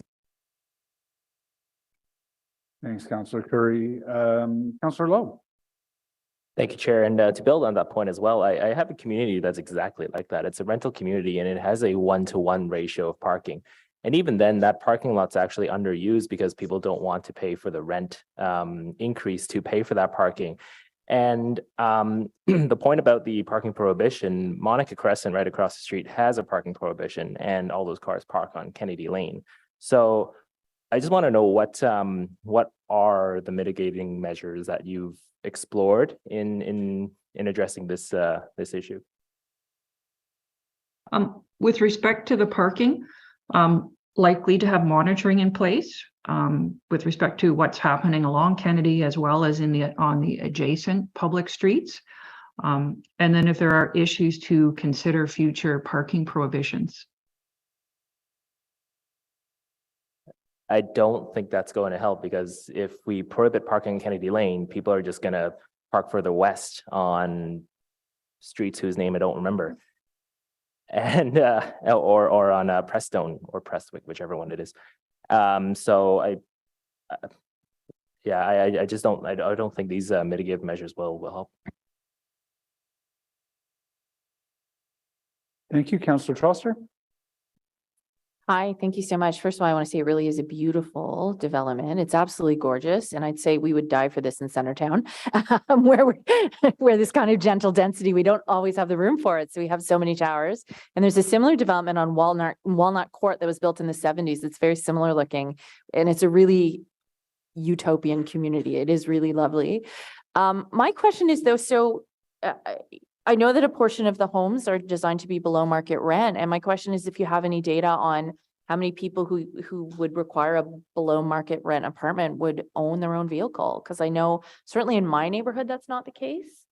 So even though we say that realistically, a lot of people own cars in the suburbs, the folks who will be moving into this community may not be able to afford cars. So I'm just curious if we have any data on car ownership for people who rent below market unit rents. I will, I'll let Deanna answer that, but I would say that perfectly raises sort of our justification in some regard for the proposed parking reduction. We do see sort of across the board less parking demand when you have higher affordability levels in the development, just due to the income classes and socioeconomic factors of those users. But also just benefiting the site's location in proximity to Ottawa's recent investments in transit in this neighborhood. It really is a perfect fit with that regard for that. I'm not sure, Deanna, if you could speak to that question though. I think you answered that beautifully, Andrew, and that this is a really friendly development for transit, especially in light of the future improvements with the light rail. There's great bus routes within 100 meters of the site. You can get anywhere across the city. There's excellent connectivity. So we do think that that's going to play into the demand for parking. Yeah, I'll just say the Ottawa Community Housing Building at 811 Gladstone in my ward has partnered actually with electric car sharing. I think it's the first electric car sharing partnership. Anyway, I agree with Councillor Luloff. I would really encourage you to encourage those partnerships. I think that car sharing could sort of provide that gap to get people to transit. You know, if it's still really slow waiting for a bus to actually get to transit station. And you know, I know certainly when I first moved into Ottawa, I used car sharing for those 1 or 2 grocery trips a week that I needed to do. And that might alleviate some of the parking concerns. Thank you. Thank you very much. I don't see any other hands up for the applicants. Do members have any further questions for the applicants? No. So we do have about a dozen residents who are asking to speak to the committee today. We'll begin with Alan Perks, who I believe is online. And then Giselle Doyle will follow after Alan. Alan, welcome to Planning and Housing Committee. You have 5 minutes to address the committee. Thank you very much, Chair. I'm an Orleans resident. I lived on Boursier Drive, which is a couple of blocks away, for 35 years. I'm a lead for the President's Task Force on Accessibility, which is a national panel of experts on accessibility under the Canadian Society for Civil Engineering. So I've been interacting also with community groups locally on matters related to accessibility. You know, I'd certainly say from my view, the 360 Kennedy Lane is a welcome addition to the neighborhood. There's no question about it. 81 units, and in particular, the affordable and accessible units that are planned. I would simply recommend the city and the developers and the architects to adopt the universal design approach, which is, I'll say a little bit more later, but it's the evolving approach to accessibility, and it really uncovers all needs. It's really designing for everybody. But what I think is important is that if things are designed for universal design for full accessibility, units can be made fully accessible and universally designed now but also the whole development can easily be adapted in future. And that's important because there are a lot of people with disabilities waiting for housing and care. And there are a lot of seniors like myself and my family, my wife, who will ultimately be looking for something in our own community. So there's really a lot of value in thinking about universal design as a basis for developments like this. The main issue I see, of course, other than the transportation and parking, which you're addressing, there is a real lack of affordable and accessible neighborhood housing, not group homes, but living in community, which is the future for so many people. Universal design addresses that. Universal design goes beyond simple accessibility. It goes beyond codes, and it's designed for all. And community spaces for neighbors and volunteers and caregivers can be worked into that whole approach to universal design.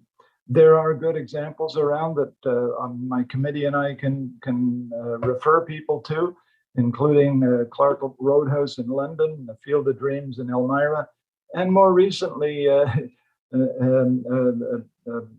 bungalow on Innes Road that was converted for wheelchair accessibility within 3 weeks by T-Berge Homes, a very kind and thoughtful developer.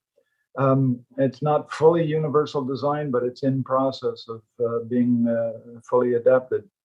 The other point I'd like to make is our committee, which is a national committee of a panel of experts, not necessarily myself. I'm, believe it or not, a water resource engineer, not a structural engineer, but many of my colleagues are. But I do contribute the lived experience of living and working with people with complex disabilities requiring 24/7 care. One of our activities recently was to assist the CMHC, the Canada Mortgage and Housing Corporation, prepare and issue their universal design guide, which was issued 2 days ago. So I would highly recommend the city and the developers and the architects to really get a hold of that and go through it, because it's a great piece of work by CMHC, which funds a lot of affordable and accessible units across Canada. That said, my time is running low, so that was the main message I wanted to get across. Our panel of experts across country, they're university profs, they're the heads and senior people in major consulting firms across Canada and some government agencies. We circulate things and we provide input and information, and we would be more than willing to do that in this case to the city, but more broadly in all of the city's activities.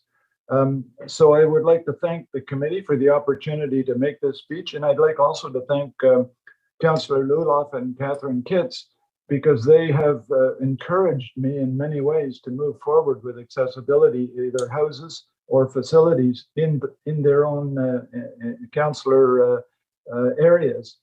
So that said, my time is up, and I thank you for the opportunity to speak. Thank you, Alan. I know Councillor Luloff has a question for you. Alan, thanks so much for coming out today. I too was very pleased to see the level of accessibility on this site. I just wanted to thank you very much for coming out to speak to this today, and for the continued work and advocacy on behalf of those with special needs. And I know that you really take this to heart. Thanks for coming out today. We really do appreciate it, and you're certainly an expert in the field. And I don't think that the issues that we're really dealing with today have to do with accessibility. I think that this is a model for ensuring that we're including accessibility in our neighborhood. I do really hope that we're able to overcome kind of the last hurdle here, so that we can make this a reality. So thanks for coming out. Thanks for coming out today and all your work in the community. We really appreciate you, Al. Thank you very much. Thank you very much. Are there any other questions for Mr. Perks? Seeing none. Gisela Doyle, Ms. Doyle, you are up next. I think you're in the room.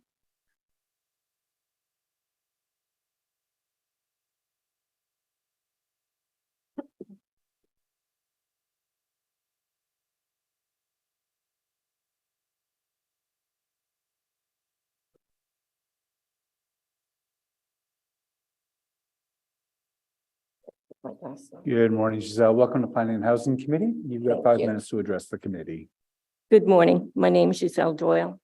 I represent a group of Orleans parents that have been advocating for the rights of people with developmental and neurodivergent disabilities, particularly the rights to choose where and with whom they live with as independently as possible. On a personal front, with our support and that of a personal support worker, our 37-year-old son has been living independently at Beaver Barracks for 8 years in a below market rent bachelor apartment. So why, do you ask, is it so important to have these units available in Orleans? Here are 3 reasons. There are more. Because Orleans doesn't have any such units. As support for our loved ones, we are getting older, making it harder to provide him with our support. My son grew up here. We've been in Orleans since 1981. And that is where his extended family and friends are when we are no longer here. We finally have a developer and owner that is ready to provide some of these much needed homes. Over the last 12 years or more, I have been attending developers' proposals, meetings, speaking to counselors and commenting on proposals, asking them to include affordable and inclusive units in new developments, particularly near transit stations. The response I have been getting is, we are waiting for the provincial government to approve our official plan. Developers say we don't have to. As you know, this was done in November with modifications.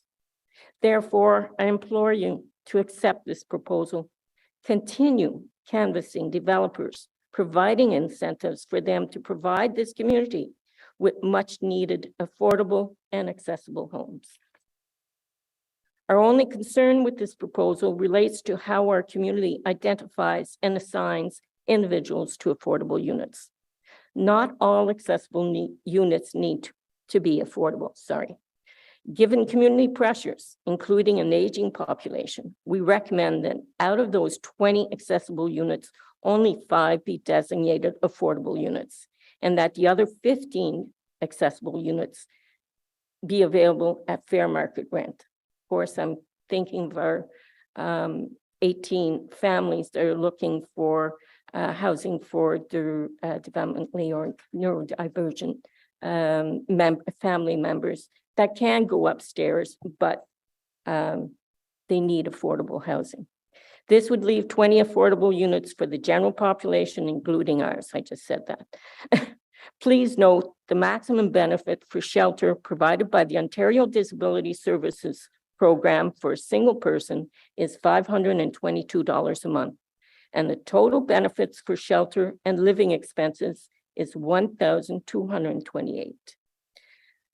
I'd like to add, after listening to other comments about parking, our members do not drive. They rely solely on transportation. And that's why it's so important that we get affordable housing near transport. Thank you. Thank you, Giselle. We'll just wait a second to see if there are any questions from members of the committee. And see none, thank you very much for your presentation today. Richard Rice is up next and has a presentation who will be followed by Jim Rycroft. Richard, I assume you're on, oh, you're in the room. Fantastic. Come on down. Okay.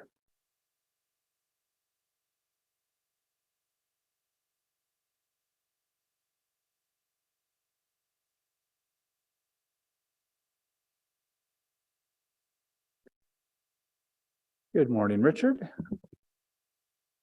Welcome to Planning and Housing Committee. We'll give you 5 minutes to make your presentation. Good morning, Chair. Thank you for the opportunity to make this brief presentation.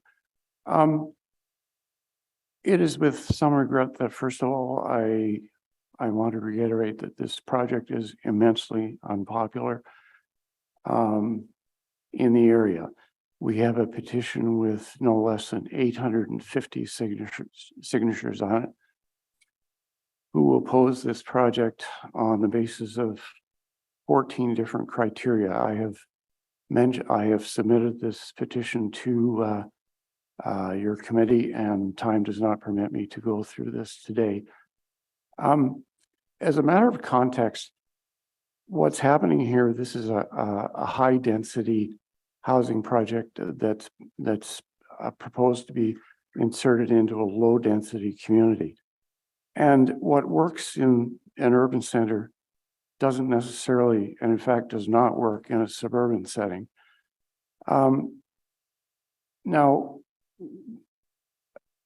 this project is being proposed to be inserted in our community between a children's playground and a seniors home.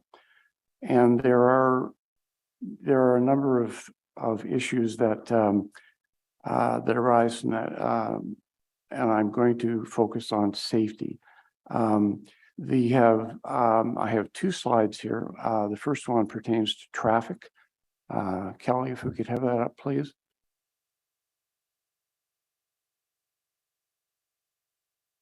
There we go. Bullet one just makes mention of what Councillor Luloff has already said in his comments in the report, that this proposal does not sufficiently address traffic and parking. 81 units would generate traffic by about 120 to 150 additional vehicles. Now that further to the discussion that was held earlier, this is in recognition of working families that commonly have two vehicles, and in some instances with extended families it could even be three. These vehicles would be funneled onto Kennedy Lane to and from a single exit point, which would then routinely require a left-hand turn into the only entry exit point at Prestone Drive at the top of a blind hill and on a curve. Thank goodness we haven't had more tragedies there at this intersection. Three is there is an endangerment to senior pedestrians in the area who use walkers and other assisted mobility devices due to the increased traffic. There's also endangerment to small children in the playground that borders the property due to increased vehicular activity. Now, with respect to seniors, I commonly see seniors going about these sidewalks in the area with walkers, with canes, with other devices. They don't move quickly. If they have to avoid a vehicle for some reason, it's problematic. The same with small children in our park. Even with the best adult supervision, children can't always be contained. 5, a drive or walk to the closest amenities at Place d'Orléans is 1.7 kilometers in distance on a steep, icy hill, which is hazardous in the wintertime.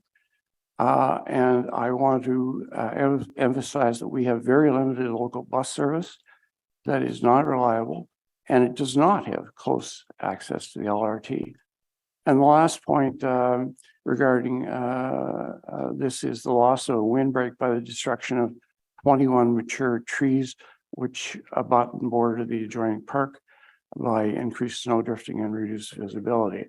And I also wanted to touch upon the environmental damage from the loss of these trees, but I cannot get into that right now. The next slide is entitled Parking. And again, I reiterate what Councillor Luloff has said, that the traffic and parking have not been sufficiently addressed. And I suggest to you that because of that, the proposal is incomplete. Staff proposes 61 parking spaces, but this is supported by 12-year-old data from the year 2011, which is out of date. Based on an average of 1.5 vehicles per household, estimated requirement is 120 to 150 spaces, a shortfall of 60 to 90 parking spaces or more, and I emphasize or more. the on-street parking is already limited because of inadequate space. Richard, And you're a little past time at this point, so. Okay, I'll finish up quickly, sir. And there are no parking areas such as Monica Crescent.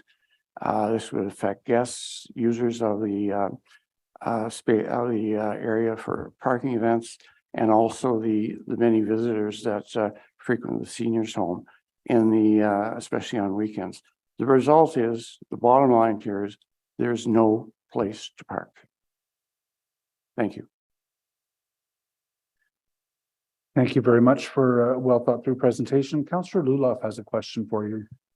Thanks for coming out today, Richard, and for representing this group of 850 residents. I know that you've done quite a bit of work on this, and I know that you identified some concerns that we were able to address with the applicants, but there are still some that are outstanding. I'm wondering, given the context and your long tenure living in the area, we've got a park with a splash pad, a rink, a ball diamond, a massive children's park, a sliding hill, a dog park, a football field. The fact that Monica, has a parking interdiction and only one spot per unit, which is the bare minimum, I think, of what we're asking for. Can you, as somebody who lives nearby, can you describe, what the parking situation looks like, say, in the summertime when, in good conditions, so not even in the wintertime, but in the summertime when, there's a ball game going on or a football game? In a word, Councillor, crowded. It's my wife and I live on Mountainside Crescent. It's not uncommon to see cars wrapped all the way around Kennedy on the press zone and even on our street. Even at the present time, there is insufficient parking, especially at peak periods when events are being held in the park. The situation that would, I'll try and put this succinctly, the addition of this intensified housing development would take the local parking situation from very bad to totally unmanageable. All right. Thank you very much for coming out today. We do really appreciate it. I believe that you have submitted the petition so that it's available to anybody that wants to see some of the other outstanding concerns that you raised. What do you say to the suggestion that weekend parking is 6 hours on street, and enforceable by a bylaw, and street parking the rest of the time is 3 hours. As somebody who lives in the area, do you have confidence that bylaw will be able to monitor this and to ensure that people aren't parking longer than they should be? As somebody who lives on Mountainside, the next closest street, do you have that confidence? Not the least, sir. Not in the very least. It's simply unmanageable for the from the point of view of the people who would require parking. It would require them to rotate cars around and to do the sort of thing that was described a little while ago on this meeting. It would involve a lot of expense and time for enforcement. People get very angry about getting parking tickets. I'm sure you do, sir. What do you think of some of the mitigation ideas that have been proposed today? Things like working with OC Transpo, working with a car sharing company, engaging with the Anglican Church for a parking sharing situation. Perhaps looking at some engineering on the street to have kind of raised parking adjacent to the street so that the street stays open and there'll be parking on the side. Do you think that some of these or any of these will help to ameliorate the situation that's currently in the neighborhood? Well, Councillor, I believe those are all interesting ideas that are worthy of discussion, but theory to plan to practice is a very long distance, and I don't see it right now. I've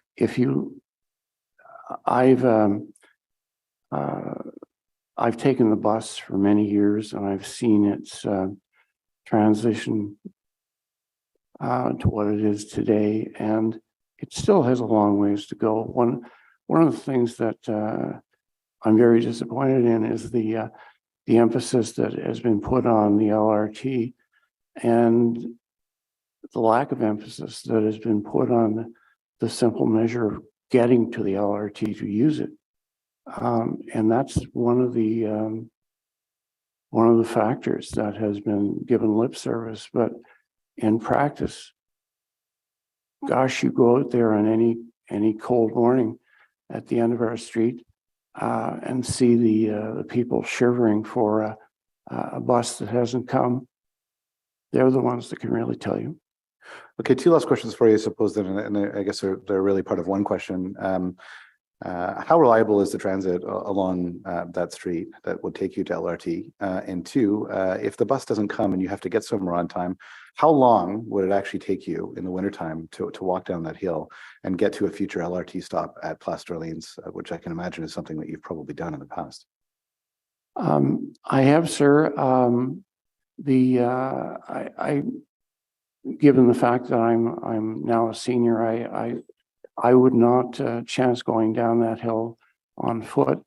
While the city tries its best, it's still icy, slippery, and pedestrian traffic is hazardous at best. As to time and distance, I couldn't address that.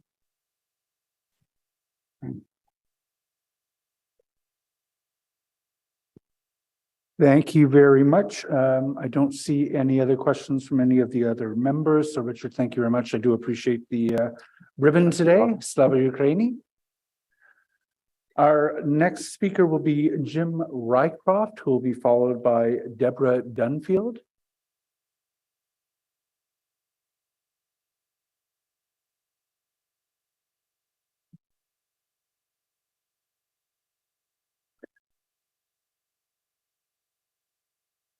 Good morning, Jim, and welcome to Planning and Housing Committee. We'll give you 5 minutes to address the committee. Thank you. Good morning. I've lived on Kennedy Lane East since 1986 when my family and I bought the house. And I'm here on my own, but I think I express the sentiments of the majority of my neighbors. So I'd like you to imagine you arrive in Ottawa and you're going to buy or rent a house. You go to the real estate agent alone. He offers you a house. You say, fine, I'll take it. Or you perhaps with your family look at several homes the agent proposes, pick the one that's best suited. So I'm going to ask you to look at this through the lens of risk management. Let's note to begin that the city has a plan for intensification, Orleans Corridor Secondary Plan Study. And I've hyperlinked it in my written presentation, but it clearly shows that this is bounded by the corridor between St. Joseph and Jeanne d'Arc along the LRT line. The church property is outside these boundaries. So if you're looking at where the city designed intensification or wants intensification, that's it. This isn't. The consequential risk is the application, although it's for four-story housing, although it's not for four-story housing, it would allow it to happen in future. It's restricted to 3 at the present.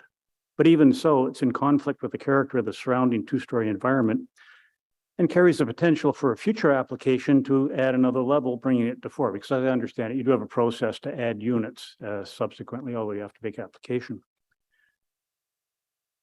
Here we have an application to intensify housing outside the city design corridor in a manner decided by the development company for the United Church, not the city, not the community engagement before this option was put forward. The solution is focused on resolving the church debt issue. However, it does not achieve the appropriate balance with community concerns, particularly about safety. The result, in my view, would be to worsen the traffic and parking situation on Kennedy Lane, near Prestone, into a nightmare. That's an adjective often used by those describing not only what it is now, but certainly what it would be in the future. In any event, it does not fit the city plan. This misses a unique opportunity, I suspect, to develop the property to meet the goals of all concerned. Is it the only option? Is it the best one? Back to my opening scenario. Is it you or your real estate agent in charge of where you live and what you live in?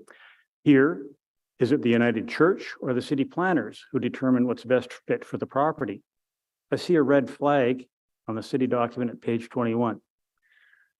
Look at the heading Risk Management Implications. The conclusion is there are no risk implications.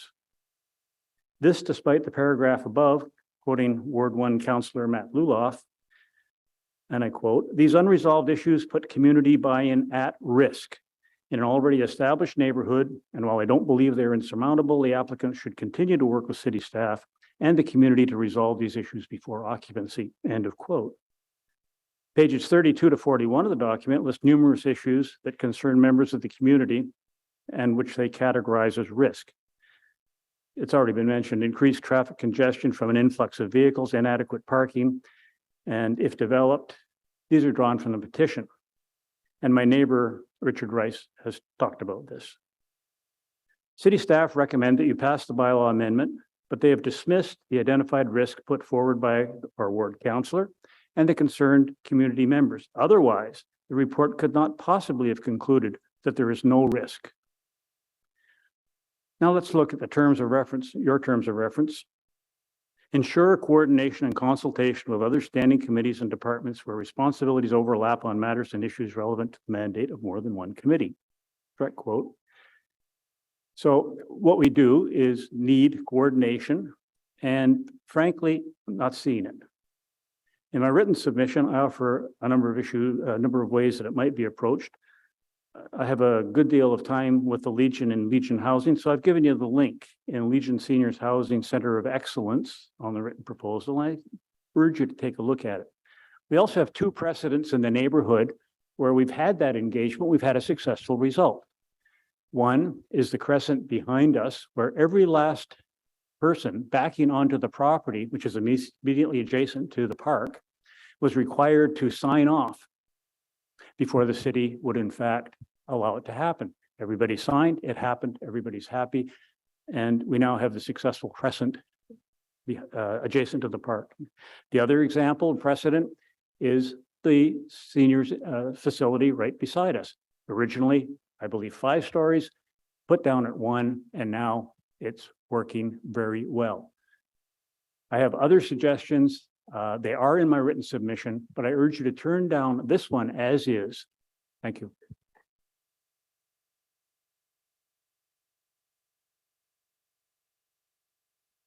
Thank you very much for coming out today, Mr. Rykoff. What other suggestions do you have besides seniors housing based on the Legion approach that might be explored?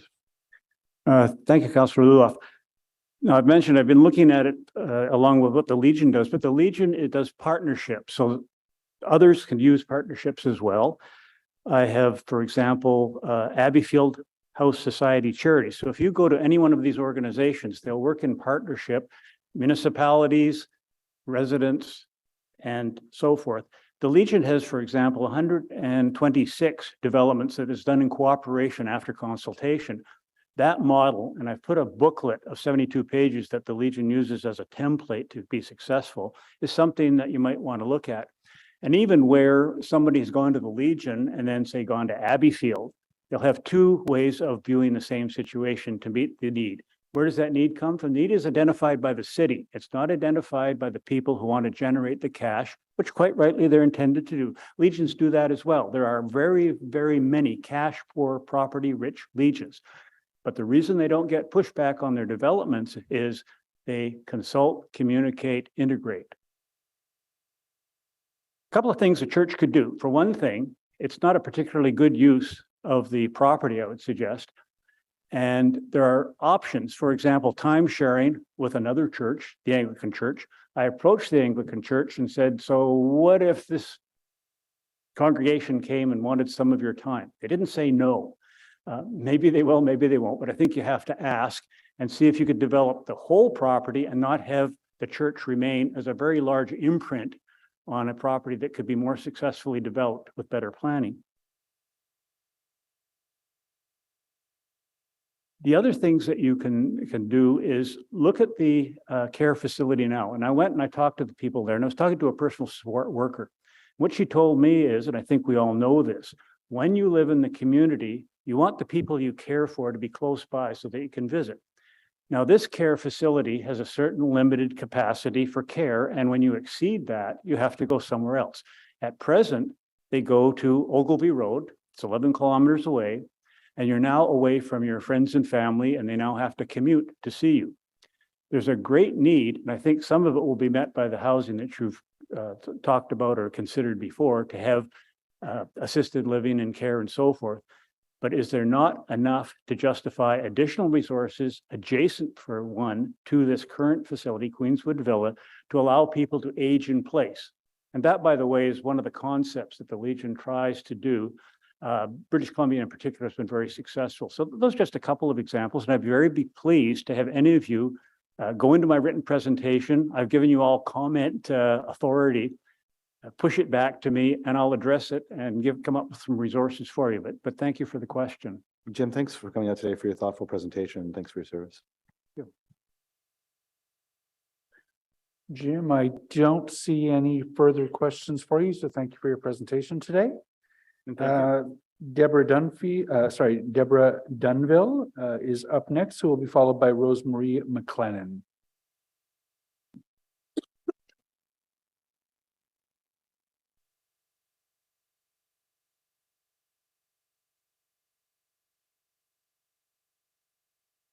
Good morning, Deborah. Good morning. You have 5 minutes to address the committee. Thank you. My name is Deborah Dunville, and I'm a resident of Mountainside Crescent. I want to start out by saying that the people who would inhabit the development at 360 Kennedy Lane are more than welcome in our neighborhood. They are not the problem. It's the buildings that are being proposed that are the problem. Our Crescent is a one-block community of 30 families who know and support one another. The proposed development backs onto our street and will, as currently configured, adversely impact the quality of our community. It is a shame that the church that is leading this development chose not to consult with the community. I'm going to focus on a couple of issues. Building height is the first one. Part of the proposed development will back directly onto existing two-story single-family homes on Mountainside. One of our concerns is that the new buildings will tower over the existing homes. The land being developed is quite hilly, and we believe that any development of this land should start at the same grade level as the existing homes on Mountainside Crescent. The second concern we have is that every spring the families at 1380, 1382, and 1384 Mountainside suffer from recurring flooding as a result of the configuration of the church land behind their homes. To date, the church has refused to address this yearly flooding issue. And in the material provided by the developer, there's nothing to address this flooding issue. While we were pleased to see that the proposal has reduced the height of the buildings backing onto Mountainside from 3 to 2 stories, we are still concerned about the height. We feel that it is critical that the Planning and Housing Committee ensure that buildings which back onto Mountainside Crescent should be no taller than the homes on Mountainside. For example, you don't start a building on a berm or a hill that is higher than the ground level of the homes on Mountainside. I'm going to talk about parking, which you've heard a lot about already. And for me, I look at this and I see 20 families who will go to the development and they will be forced to live without vehicles or have a vehicle and have to figure out where to park it. It may be in line with the thinking of car light or car free, but it's not in line with the reality of living in the Orleans community. Many of our families have more than one car, and that's because they need it to live and work in the area.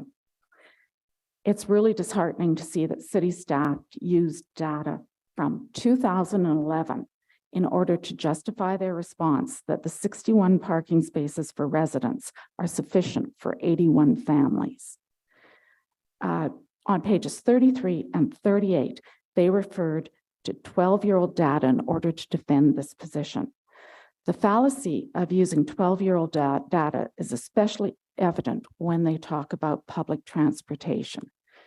Orleans used to be a high user of public transportation. The introduction of the LRT resulted in many people stopping using public transportation because it takes longer today to go from my place to downtown than it did before the LRT was introduced. And then the impact of COVID on our community as well. In addition, public transportation is designed to get people from their homes to the downtown. It is not designed to move people within our community to where the community centers are, the grocery stores, and the shops are located. So I'd like to have this deferred in order to ensure that the developer will develop the land at the same grade as exists on Mountainside and have current 2022 data used in dealing with the parking requirements. So thank you. Thank you very much for the presentation. I'm looking to see if there are any questions for you from members.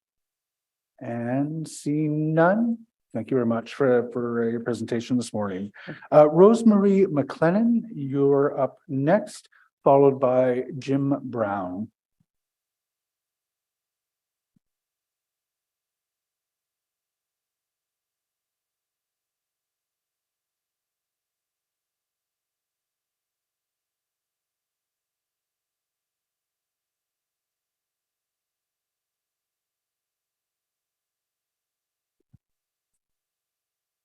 Good morning. Thank you very much for being here. You have 5 minutes to make a presentation to the committee. Thank you very much. First, wish to thank you for the opportunity to speak to the committee.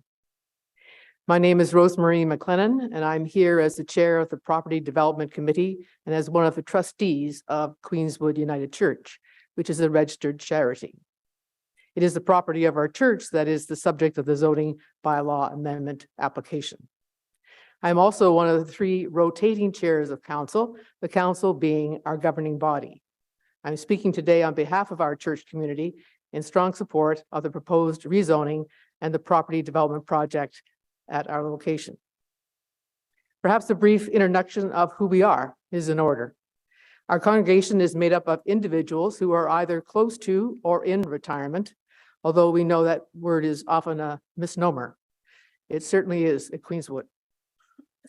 Many of us have simply moved from pursuing our careers and raising our families to volunteering at our church, focusing our time and energy on the needs of both our faith community, but also our local community and even international as well.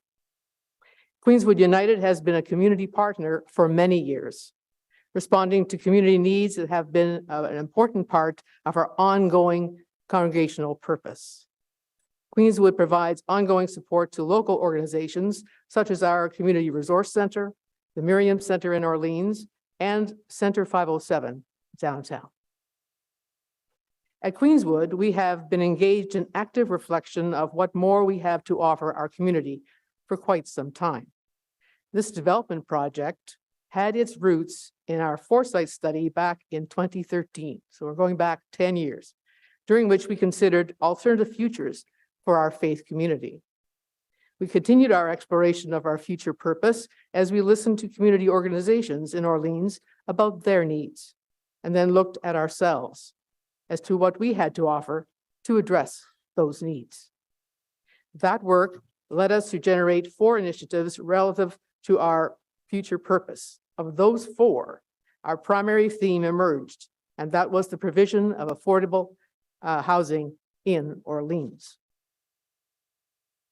This project is a way for our church to provide much needed rental housing, both affordable and market rate in nature, with at least, as you know, at least 30% of units being affordable, and to also continue to have our church be part of the community.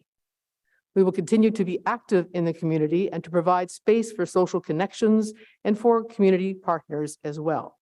We have done so for many years, and we look forward to engaging in partnerships in the future to address community needs.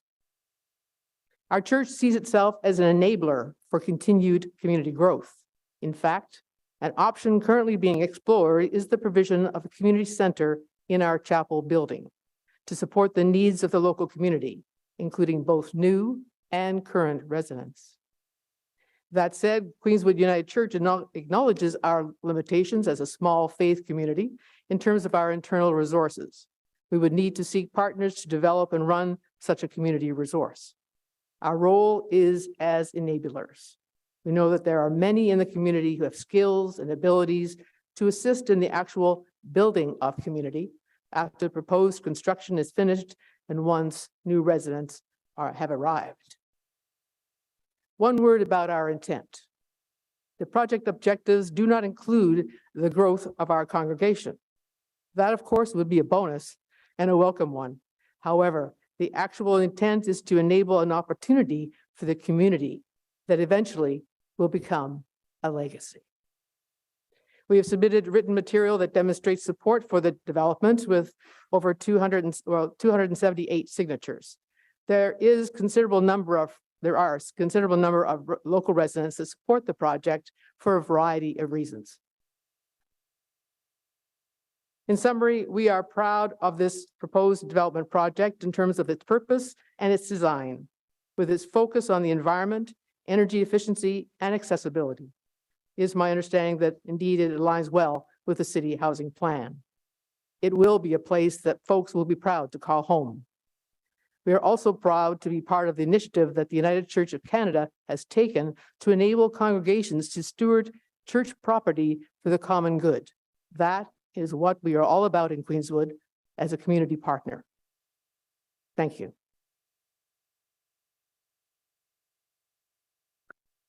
Thank you, Rosemary. There are a few questions for you, starting with Councillor Troster, then Councillor Gower and Councillor Luloff.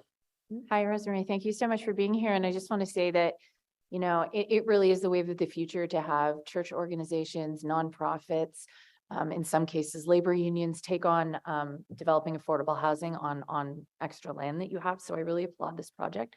I was just wondering if you could speak to the definition of affordability that you will be using for those 30% of the homes that you say will be below market rent. What is the threshold that you're planning on using? Actually, the church does not have a role in that, of course, and I know that the whole definition of affordability it certainly is a evolving definition, perhaps. But that decision is not within our realm. Okay, I can ask city staff or the applicant after, but thank you so much. I really appreciate what you're doing. Okay. I don't have a question. I just wanted to say thank you for presenting at committee and clarifying the objectives of the church, the research and work that's gone into this, and echo Councillor Troster's comments about how important the work is that churches of all denominations across the city are doing in addressing issues of housing and homelessness. So thank you for being here today. Thank you. Thanks so much for all you've done over the decades in Queenswood Heights. You've certainly been a pillar of the community. We've definitely appreciated everything you've done, and this is a very exciting project. And I'm sorry that we still have this one last outstanding hurdle that we need to cross in order to get there. I think this is going to be a wonderful addition to the community. I think the architecture is beautiful. I think the way that it's set up is gorgeous. I'm so glad to see the affordability aspect in there. It's going to allow you to, breathe new life into the property, into your church, and ensure that you're meeting your mandate by better using your property. I have lots of friends and parents of friends that grew up at that church. I've been to weddings there. It's a beautiful space. And I just want to thank you for all of your work in the community. I certainly do support the project on the whole. And I'm just looking for a way to ensure that we have complete community buy-in by addressing the last issue that we have today. So it's no slight against the United Church whatsoever. I see great value in the work that you're doing. I'm excited about this project. We just have one last thing that we got to do before I think we should give it the green light. I'm not on this committee. I don't have a vote today, but I just wanted to express my appreciation for the great work that you've done and that you continue to do. Very much. Thank you very much, Councillor Luloff. I don't see any other questions for you. Thank you very much for your presentation today. Thank you, Mr. Chair.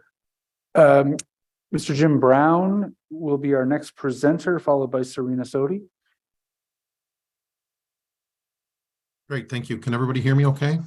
We can. Thank you very much and welcome to the committee. You have 5 minutes to make a presentation. Great, thank you so much. Thank you to the council for allowing us to speak today. I'm Jim Brown. I'm the Vice President of Operations for Spring Living and Retirement Communities. and also owner of Queenswood Villa Retirement Community adjacent to the proposal. A letter has been circulated to the council members. I just wanted to cover off two main points in there that were a concern to us. Presently, the subject site includes Queenswood United Church, a large green space, a roundabout for vehicular traffic, as well as a large parking lot on the south side of the site, all at a considerable distance from the existing retirement complex.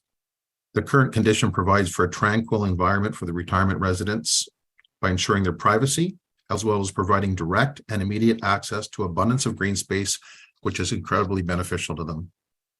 The redevelopment as currently proposed raises two main concerns, which we've tried to discuss with the applicant, but have been unsuccessful at furthering after our initial contact.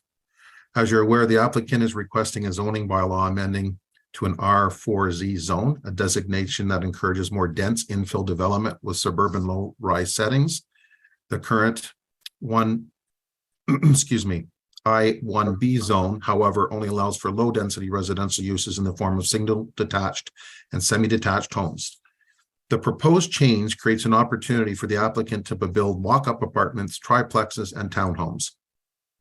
Though we generally support general intensification of urban service land, this change and the increased density it brings in its current form will greatly and negatively impact the residents of the existing seniors community by creating challenges of noise and traffic, as well as safety concerns for the residents, which could have been reasonably assured would not occur with the current zoning. Secondly, as it relates to the specific plans circulated, the proposal places residential townhomes block 8 and a large parking lot directly adjacent to the retirement home.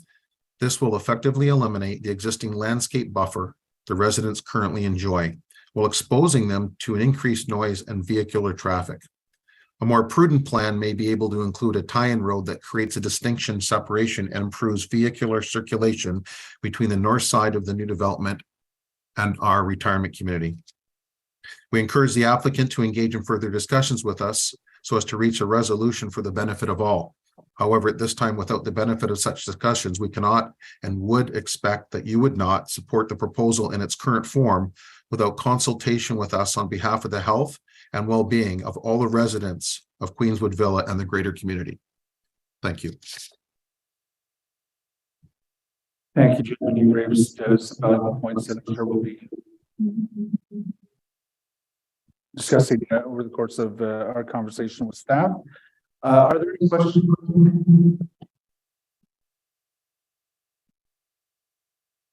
Seeing none, we'll move to Serena Sodi, who will be followed by Dean Tester.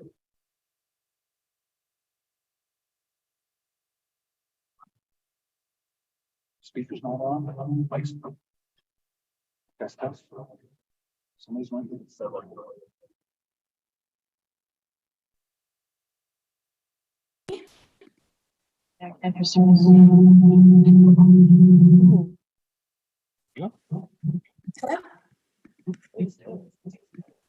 Yeah, someone needs to mute their computer.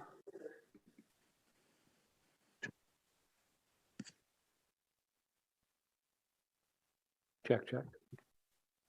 Okay, how's that? I apologize. We're just having a little bit of aha. Caitlin was saying it's his computer. It's not. My audio's not on. I apologize. Serena, welcome to the Planning and Housing Committee. I think we have our technical stuff in order. You have 5 minutes to make a presentation. Please go ahead. Okay, thank you. No problem.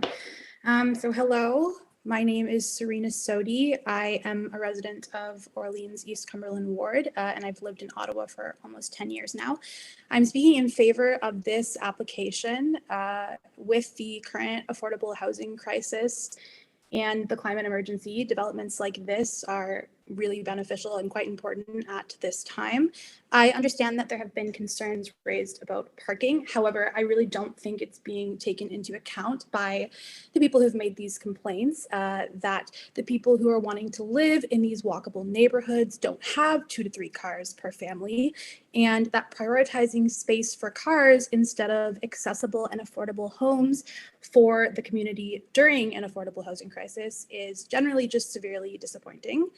There's been a lot of talk about, who these developments will harm, and it's people with cars, but we haven't really talked about who it's going to help. And I think that's really important as well. And as mentioned, it's a walkable neighborhood. There's grocery stores, there's schools, there's amenities.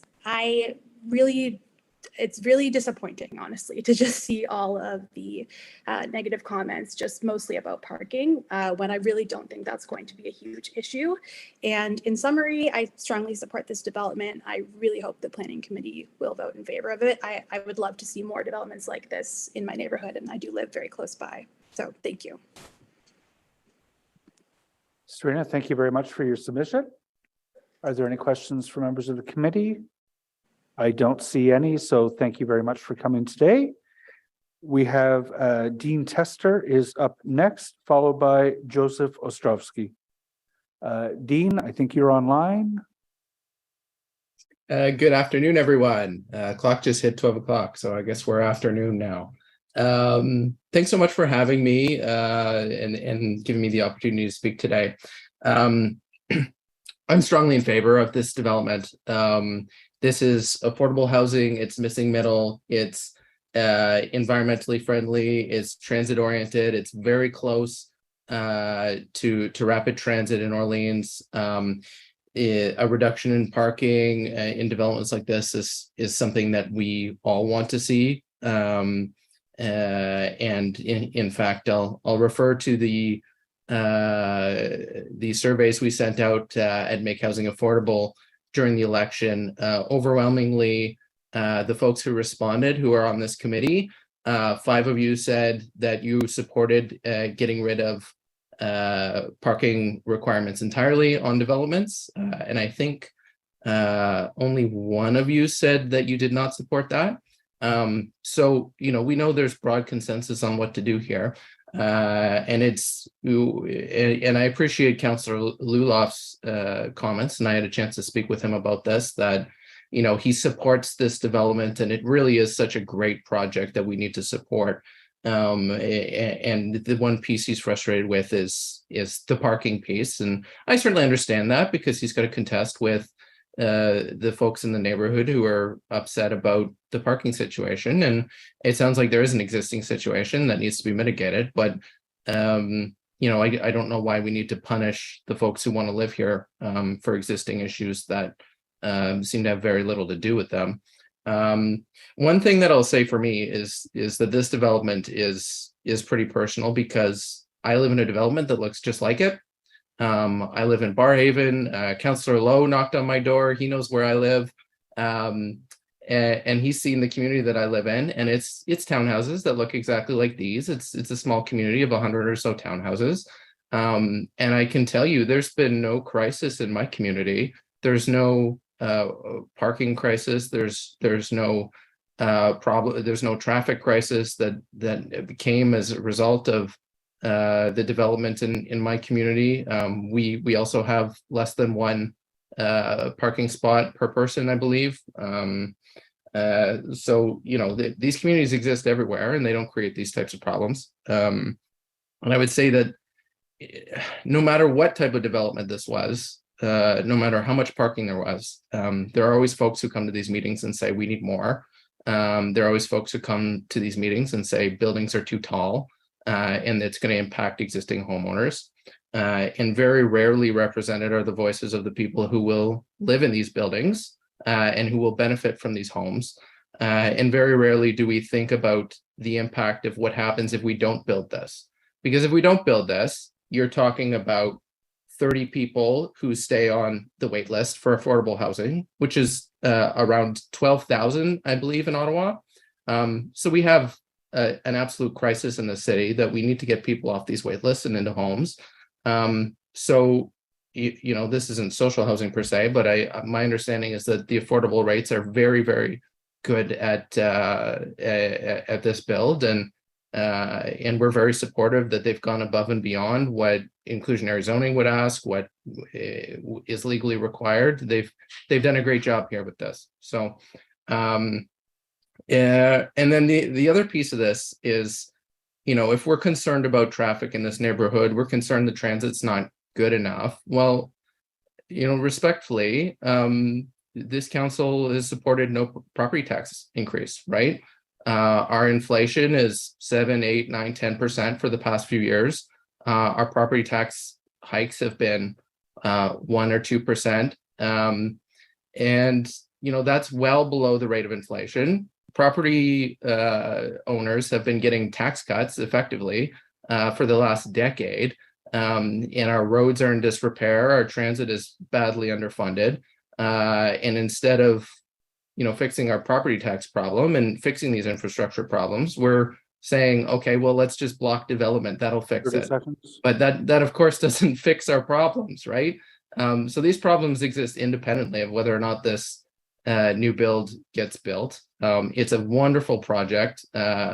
And in conclusion, I'd ask that you all support it and think about what happens if we don't build it. You're talking about 80 people who are looking elsewhere, and they're probably looking outside of our city, and they're probably still using our roads and infrastructure and not paying property taxes. So that's a challenge for everyone. Thank you. Thank you very much, Mr. Tester. Are there any questions? Matt? Thanks so much, Dean. I really did appreciate our conversation, and I appreciate your advocacy. I think you do a great job, and you certainly speak very well on this. I think that the core of the issue is that no one wants to block this development.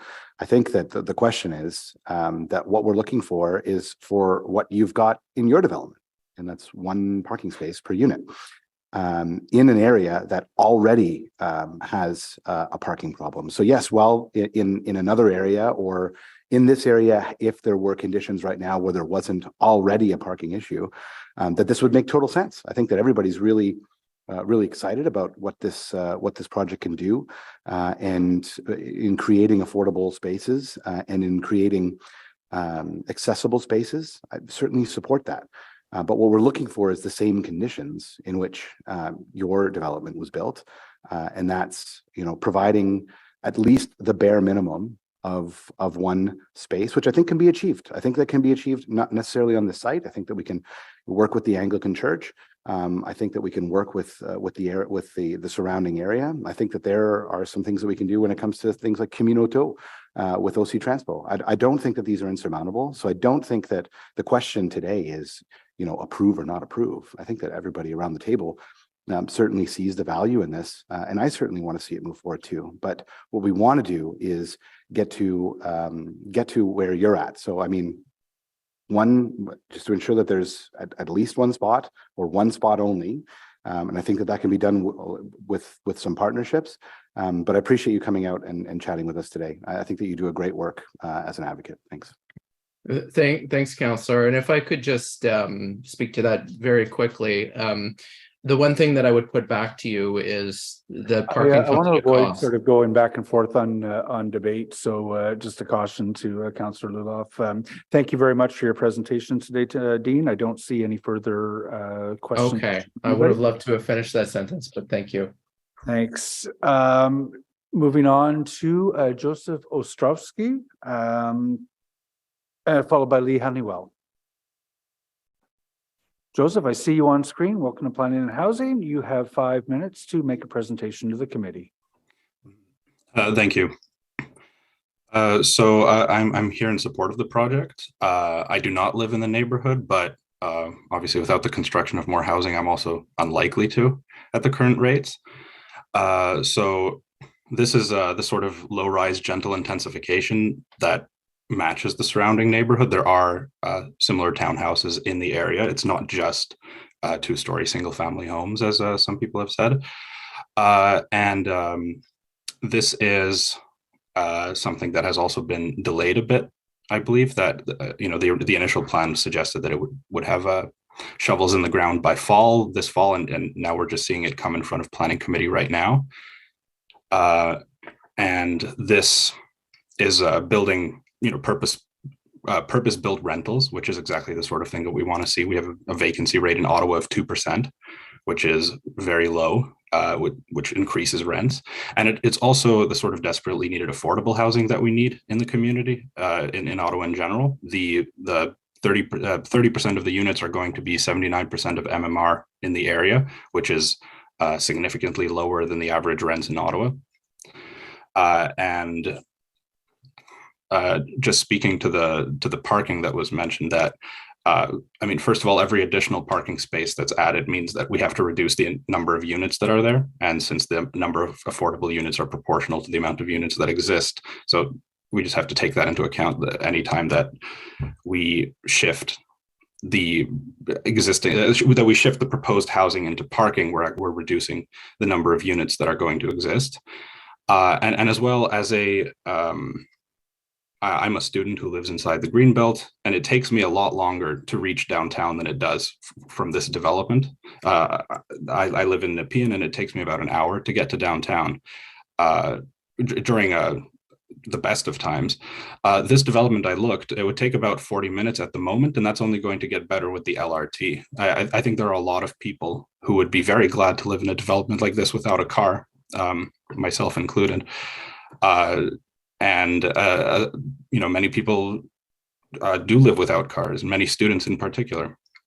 And as well, if we want better transit, we have to increase density. You know, one of the big obstacles to transit is having just people being too spread far apart. By intensifying an area, we actually can work on improving transit in that way by encouraging more people to use it in more frequent buses. Even apart from that, just as other people have mentioned, this is a great project from the perspective of you know, the climate emergency, the housing emergency. We have the solar panels there, and with the ability to have solar panels there, there's the ability to have geothermal heating and cooling, I believe was mentioned when I read the proposal. It's close to a lot of amenities.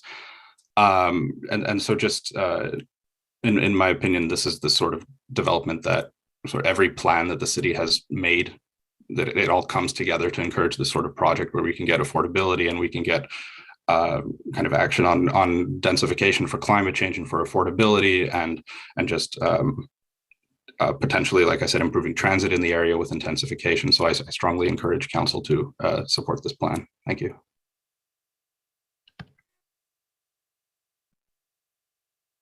Thank you very much for the delegation. I'm taking a look around to see if anyone has any questions for you. And I don't see any from members. So thank you very much for your delegation today, Joseph. Lee Honeywell will be followed by Josh Giroir. Lee, come on. Are you, I take it on screen? Yeah, ready to present. Thank you. There you are. You have 5 minutes to address the committee. Please go on ahead. Awesome. Thank you. Hey, folks, my name is Lee Honeywell. I'm a resident of River Ward. I grew up in Ottawa, and I moved home in 2020 after many years away from Ottawa. But my family's actually been in the Ottawa area since 1809. However, I don't think that gives me any more of a right to have an opinion about housing matters than someone who's a new Canadian, a refugee, or someone who's just moved to the city from elsewhere in Canada. I'm a volunteer board member of the community nonprofit Make Housing Affordable Ottawa, but I have no relation to the developers or financial stake in this project or any other real estate projects. I just like density and want us to build more housing. I'm speaking in favor of this application, as I think it represents the kind of gentle densification I want to see more of in Ottawa to combat the dual climate and housing crises we face as a city and as a country. I think it's a really lovely development. It's very modest. I'm pretty sure there are single family monster houses near my bungalow that are significantly taller than this project. It's a great place to add housing density. There's lots of public schools, grocery stores, a library, community center within walking distance. I understand that there have been a lot of concerns raised about parking, but I really would encourage people to use your imagination and imagine what life is like without a car. I actually spent nearly 2 decades as an adult without owning a car, and this location is near numerous bus routes with all of the caveats about OC Transpo having issues, a 20-minute walk of the future Orleans LRT stop. Not everybody needs to have cars, and we don't need to build all housing to be car-centric. I'd love to see car sharing at this building as well. I'm a longtime user, literally 2005, I started using Zipcar. I wanted to add as well how much I appreciated Mr. Alan Perks's comments. As our population ages in general, I think a lot of folks are going to be really sad to find out that in decades of underbuilding, missing middle housing like this development, we've also underbuilt accessible housing where people can age in place in their existing neighborhoods. People are going to have to leave their neighborhoods, the neighborhoods that they've come to love over decades, because they can't find smaller and modest and accessible housing. I also really appreciated and wanted to echo Giselle Doyle's comments as a member of the neurodiverse community myself. I'm thrilled that this development provides much needed accessible housing, both at market rate and below market rate units. One of the other presenters spoke about his concern that one's real estate agent might choose where one might live. I think that's really ignorant of the housing crisis facing Canadians today. People aren't working with real estate agents, they're working with roommates because they can't afford places to live. I can only assume that the folks speaking against this development haven't had friends or loved ones struggle with accessing affordable housing over the past couple of years, because it's really tough out there, and I would like to see this development get built without further delay. In summary, I strongly support this development. I hope the Planning Committee will vote in favor of it without further delay, because as we know, delays increase costs and we are in a housing crisis. Thank you very much for your time. Thank you very much for your delegation. I'm looking to see if there are any questions from members, and I don't see any. So thank you very much for being here this morning. We'll move on to our next speaker and last speaker, who is Josh Girard. And Josh is just joining us now on Zoom.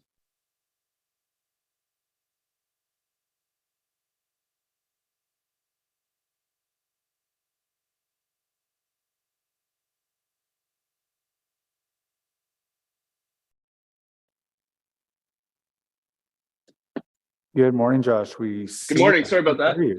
No worries at all. Okay. I'm here as a resident of Mountainside as well. And I've got concerns also about parking. I'm sorry that I missed the beginning of the meeting, but so I'll try not to waste anybody's time. My issue with parking isn't about the number of parking spaces per unit at the development. That's, I mean, whether it's plus or minus one per unit, it's not going to make a big difference. The issue with the parking around the park is my concern. And in the summertime, there are softball games going on, which have on average 30 cars per game, and there's 3 games a night plus a soccer field. You're talking hundreds of cars that come to that park every day. In the summer, use the park, splash pad, volleyball nets, all that, dog park, everything. So we're talking a lot of parking, and I realize that these people who don't live in the community don't understand what we're talking about. It would be a major concern not to have. Right now, there's signs along Kennedy Lane, which is the other opposite side of the park. That the signs along along Tompkins, tell you when you run out of parking along Tompkins, go park on Kennedy Lane. On Kennedy Lane, there's 20 spots that are municipal, and then there's another about 65 spots that belong to church. That's where the majority of people park right now. I realize that's not a perfect solution either, but that taking away that parking lot alone is going to add a ton of pressure onto the street parking.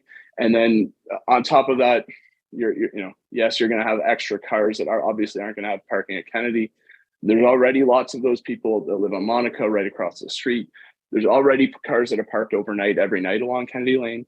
It's only going to get worse, and it's got to get solved. I really urge the committee to do a traffic study, parking assessment, whatever you got to do. I'm not the authority here, but I think it's a big concern. I just want you guys to know about it.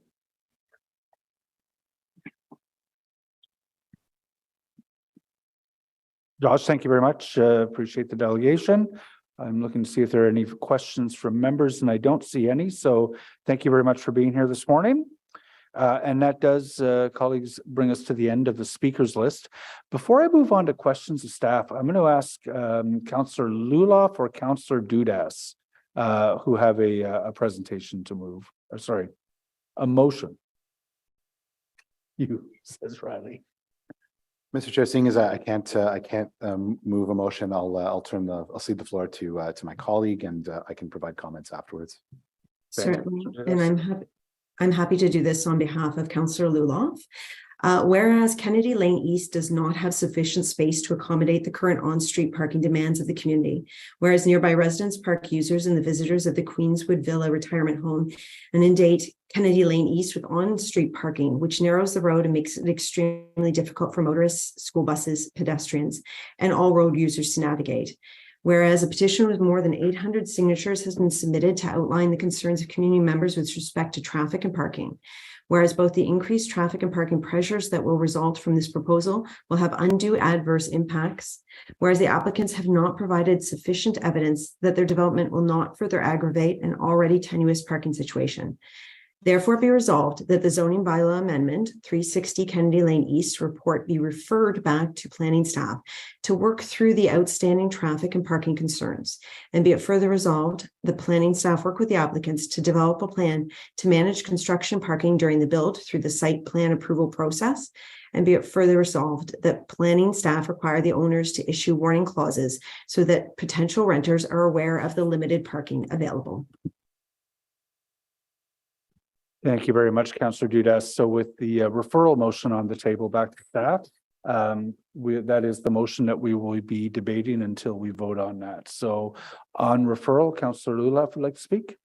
Thank you very much, Mr. Chair. Listen, I've shared my thoughts about this proposal regularly throughout the development process with the applicants and planning staff. And most recently, I outlined our outstanding concerns in the councillor comment section of the report that is before us today, and really appreciate everybody that took the time to read them. I've had a lot of comments from my colleagues that shows that you really care about these files, and I do too. So thank you very much.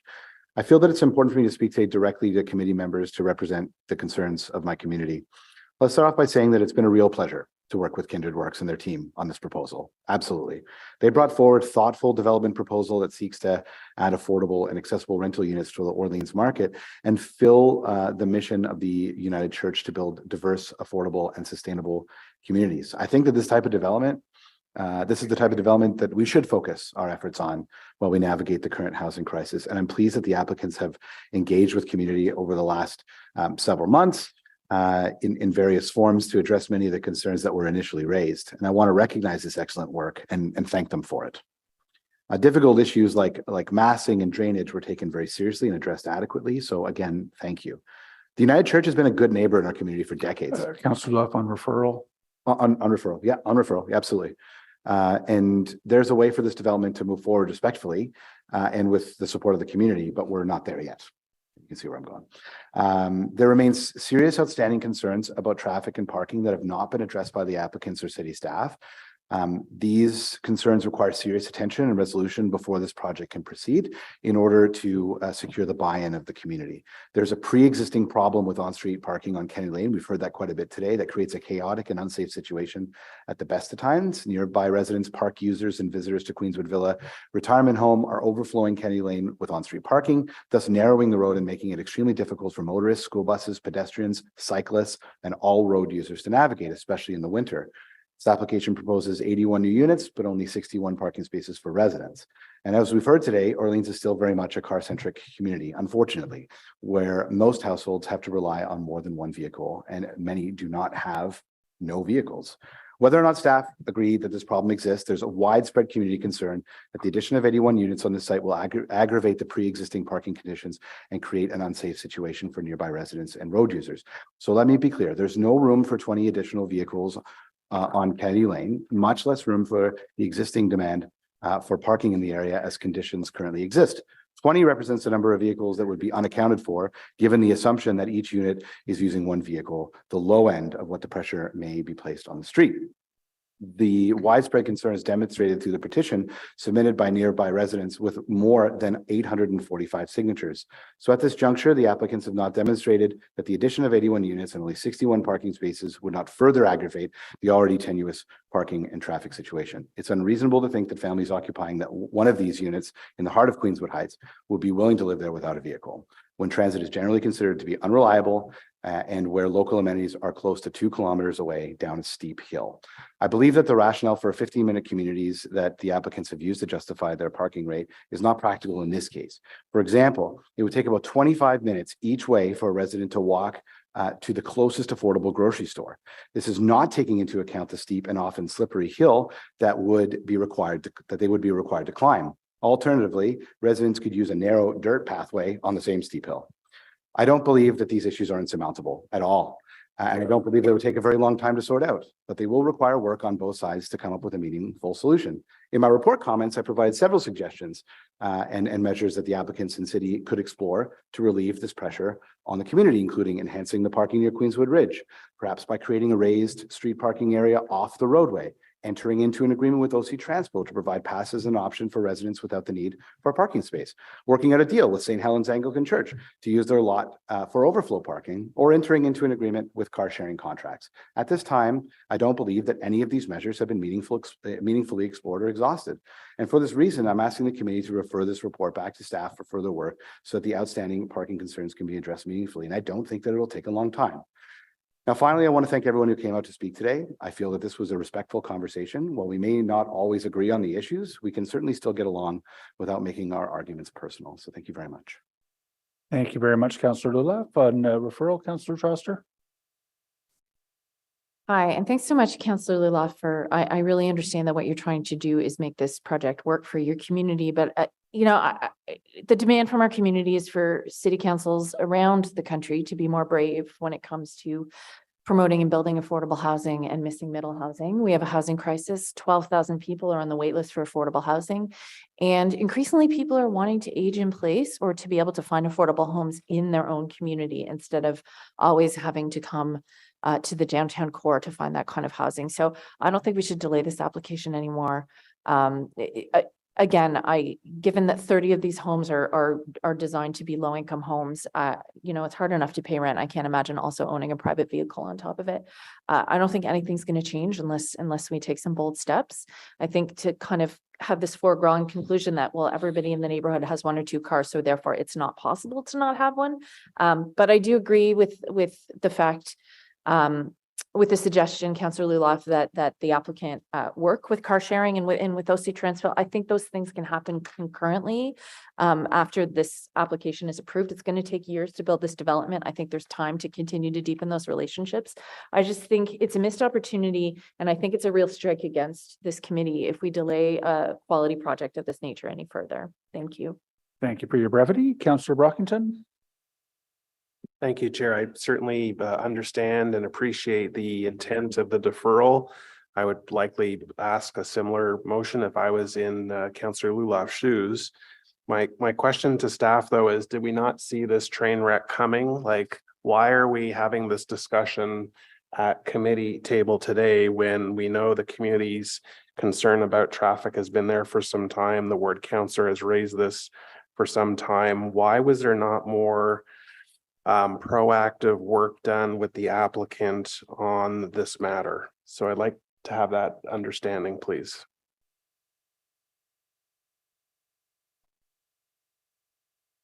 Chair, through you, thank you.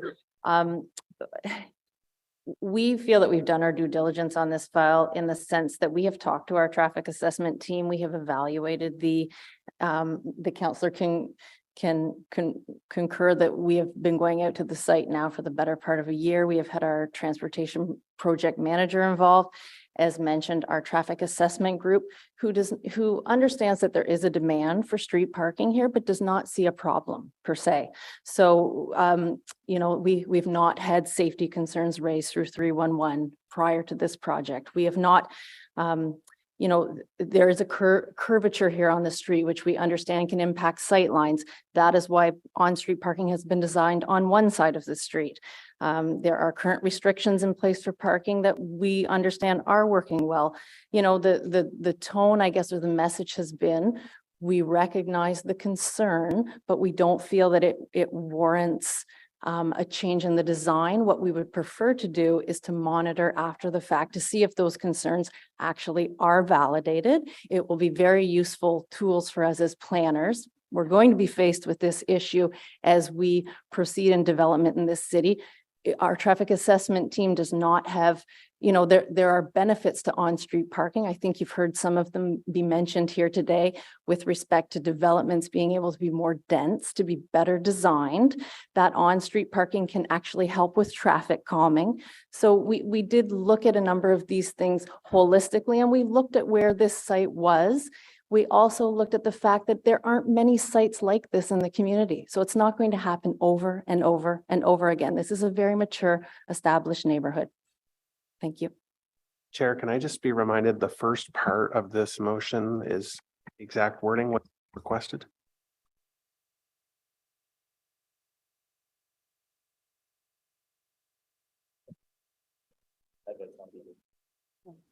Okay. So I just want to make sure we have a clear understanding of what the expectations are. So refer back to planning staff to work through the outstanding traffic and parking concerns. I'm wondering if I could ask the mover if he could just elaborate on what that means exactly. Please. Yeah, certainly. And I mean, I tried to go through that in my comments a little bit on it. Essentially, what I'd like to see is that, I'm certainly not the final arbiter on all of the options that are available here. But I think that we've identified some that, even some other committee members have expressed, some support for. I'm certainly not asking for people to move mountains here. What I'm asking is that there's a meaningful conversation that can happen between, the community, the developer and staff, to at least look at some of the suggestions that I've made here and just get something in place and bring it back. This doesn't have to take, a year. It doesn't have to take 6 months. It doesn't have to, I don't even believe it really even has to take a month. As long as, they come back and say, like, look, we've engaged with Comité. Two of the visitors parking or 2 of the other 9 parking spaces are going to have, dedicated rideshare program there. And we've got an agreement in place, or at least in principle, with OC Transpo to be providing perhaps an Equipass to the people in the affordable units. Just those sorts of conversations need to happen, just to ensure that we're not exacerbating a problem that, while staff disagrees that it exists. I mean, frankly, I respect our staff. They don't live in this neighborhood. We've heard from Josh and from others that this is a real issue. So all I'm asking for is some conversations. There's no reason why this can't come back after having those conversations, perhaps even at the next planning committee or the one after that. I just want to make sure that, we have something in place that will mitigate this already, pervasive issue on this street. And I really appreciate your question. Thank you. This doesn't have to take forever. It doesn't. Okay, I appreciate that elaboration. Thanks, Chair. Thanks, Councillor Brockington. Councillor Gower on referral. Yeah, I'm not going to support referral. I do think it's worth encouraging the applicant to pursue some of the mitigation options they've identified. I would caution people on the OC Transpo one. This comes up a lot. Providing OC Transpo passes is really expensive for an applicant and probably not a reasonable expectation. I will say I did that in my ward last time, but I probably would not recommend that again if we're talking about affordability issues.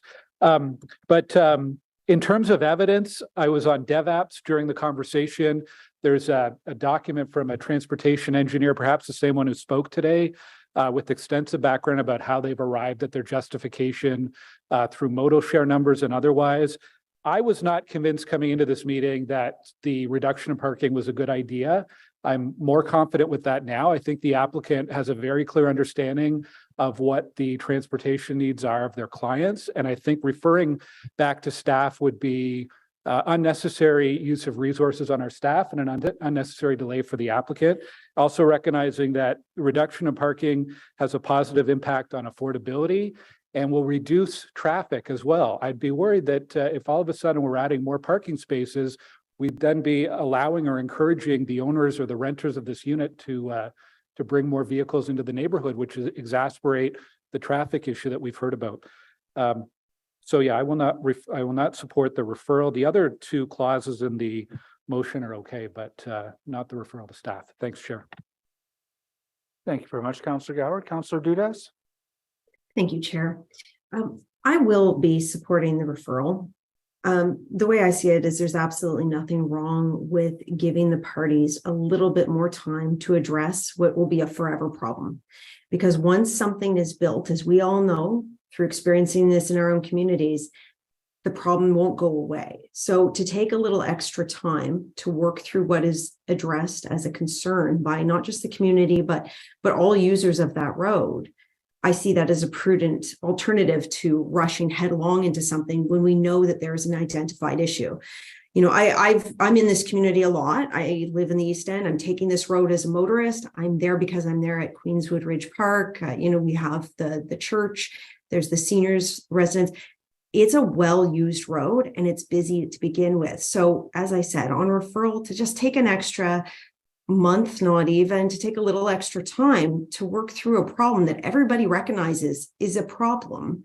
I don't see any problem with that, because once we give the go ahead, we know we're going to have this forever issue. So I support this referral. I think this is a phenomenal project. I think it's going to bring immense value to our community in terms of providing different types of affordable housing. I support the project. We just need to give the parking issue a little bit of a second thought on that. So I will be supporting referral. Thank you very much, Councillor Dudas. Quickly before I head back to the members list, Mr. Mark, did you have a comment with respect to the second be it further resolved as it relates to developing a plan to manage construction parking? Mr. Chair, I'd actually have a comment on both the second and the third. As members of the committee who are on the last term of council may recall, there was amendment made to the Planning Act through Bill 109, which took away the ability of council to have a role with respect to site plan. And as a result, council can no longer direct staff with respect to site plan conditions. And therefore, it'd be my recommendation to committee that the word consider, make its way into both the second and the third recommendations in the motion, that planning staff considered those two matters. Thank you, Mr. Chair. Friendly. Councillor Lowe. Thank you, Chair. I echo the sentiments that were raised by several of our colleagues that this is an excellent development. But some of these concerns, I think, should take a little extra time to be looked further into, because I have an area in my ward that is exactly the same. There are rental townhouses, there are rental stacked units right beside a very large park, but mine's also exacerbated by a very large Movati fitness center that's right by there. And despite the fact that the rental development has a 1-to-1 ratio of parking to units, a lot of people choose not to pay for those parking spaces and therefore clog Grow First Drive, which does present a challenge when that park is really well used in the summer. It's a large neighborhood park. My question is actually to the mover, to staff. Do you foresee an amount of time that you might need to accomplish some of the asks of this motion?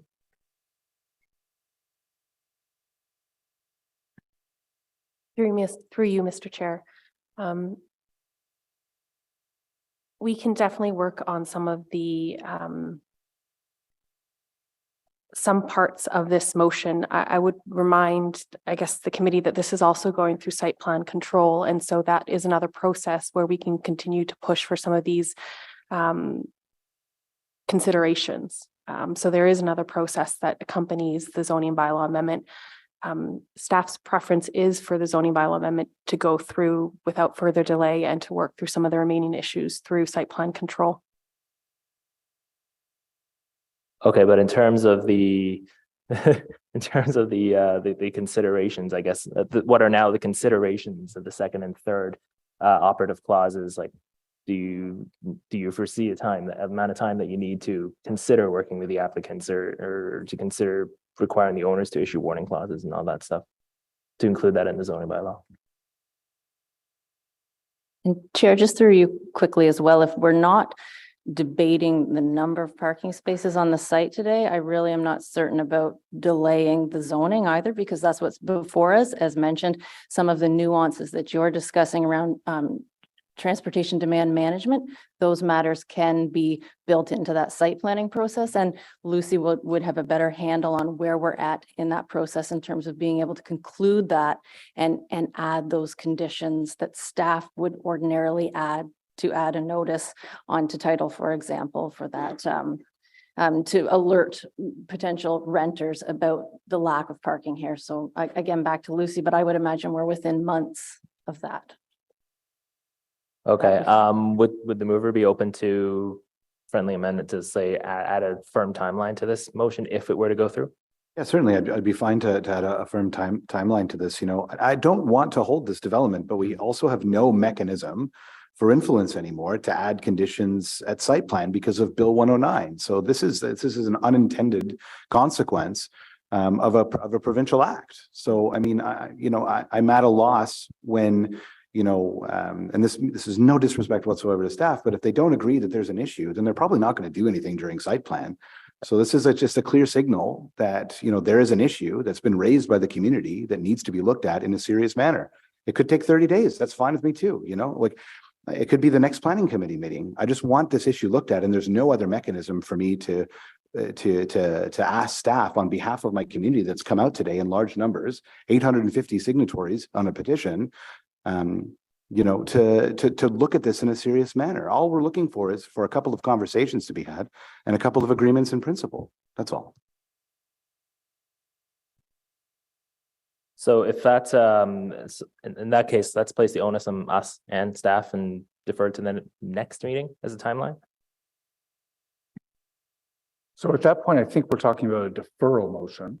No, this is a referral motion. Sorry, I So said defer, didn't I? As a referral with a timeline, I think we're talking about a deferral. Staff may have some insight here. Garrett? Mr. Chair, staff do have concerns with the ability to come back to the next meeting. I apologize for my voice. Based on the first whereas where it speaks to, and the additional information that was provided by the ward councillor around his expectations and working through or starting discussions in depth with Communauto or other ride sharing opportunities to work on what it would look like with OC Transpo. I respectfully don't know that those discussions could bear fruit within the next couple of weeks. I think those conversations can be started, and we're certainly happy to meet if it's the will of council to refer this back to staff. We're happy to start those discussions, but I don't believe we're able to bring those to a point of bearing fruit on that first preamble or the first subject of the therefore be it resolves by the next planning committee. Ultimately, I feel it's we can help to facilitate some of those discussions, but the timelines attached to that are really going to depend on the applicant and those other parties that we are not in control of. So Councillor Lowe, maybe we just vote on this motion as it is without further amendment. Is that okay? Okay. Yeah, okay. I got what he means. Anything further? Nope. Councillor Kelly. Thank you very much, Mr. Chair, and thank you for everyone's comments so far. They've been quite helpful, and so I'm very aware of the idea of delaying projects when we're in a housing crisis is not ideal. It does take longer for people to get into units, and it will increase the cost of the project. But I'd always rather do something right than do it quickly. And I do see some legitimate concerns brought forth by people in the community, which I tend to weigh quite heavily. And I think we've been trying to get there with staff over the last few questions, and I'm getting the sense that we might not get the answer to this question specifically, but I don't know if it's been posed this specifically yet. How long would it take you to come back to committee with answers to these questions or possible new conditions or additional options?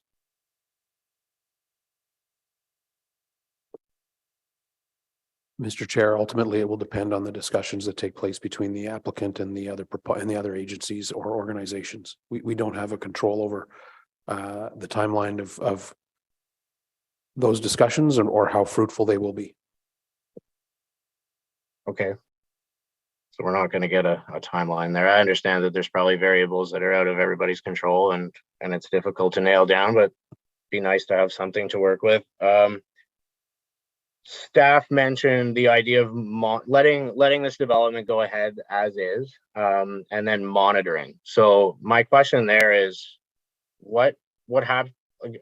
My sense on that is that the options would be very limited if we let it go forward without additional parking spots being provided, and that space gets taken up with whatever is included in this development. So if the space is already used up and then we monitor and find that there is a problem with traffic caused by a lack of parking, what are our options at that point in terms of making changes that would fix those issues? Chair, through you, again, it's due to the confidence, I guess, that the traffic assessment team has with the traffic in place today, that they're willing to, or that they've suggested that a monitoring approach is more appropriate. Some of the things we could look to at that point would be a further reduction in parking. So either reducing that hourly parking or going to a no parking scenario, which would require a petition. Okay, thank you. And Mr. Chair, I'm just wondering, would it be possible to bring the applicant back to comment on potential timelines around some of these requests? Your colleagues beat you to the punch, and I've asked the clerk to the coordinator bring the applicants back. So the applicants, just in terms of how to handle this, rather than asking them formally for comment for the time being, I'm going to ask the applicants to come back into the room. And if you do have a question for the applicant, I'll give them the latitude to answer that. Councillor Kelly, did you want to pose a question directly to the applicant? I mean, I'm sure they've been listening to the conversation, so just wondering how long it would take to come back with, you know, options and ideas to address the concerns around lack of parking and perhaps some provisions for parking, additional parking. Mr. Hannaford? Sure. I'm not sure if Carly Forrester could be brought in as well, just representing the owner themselves.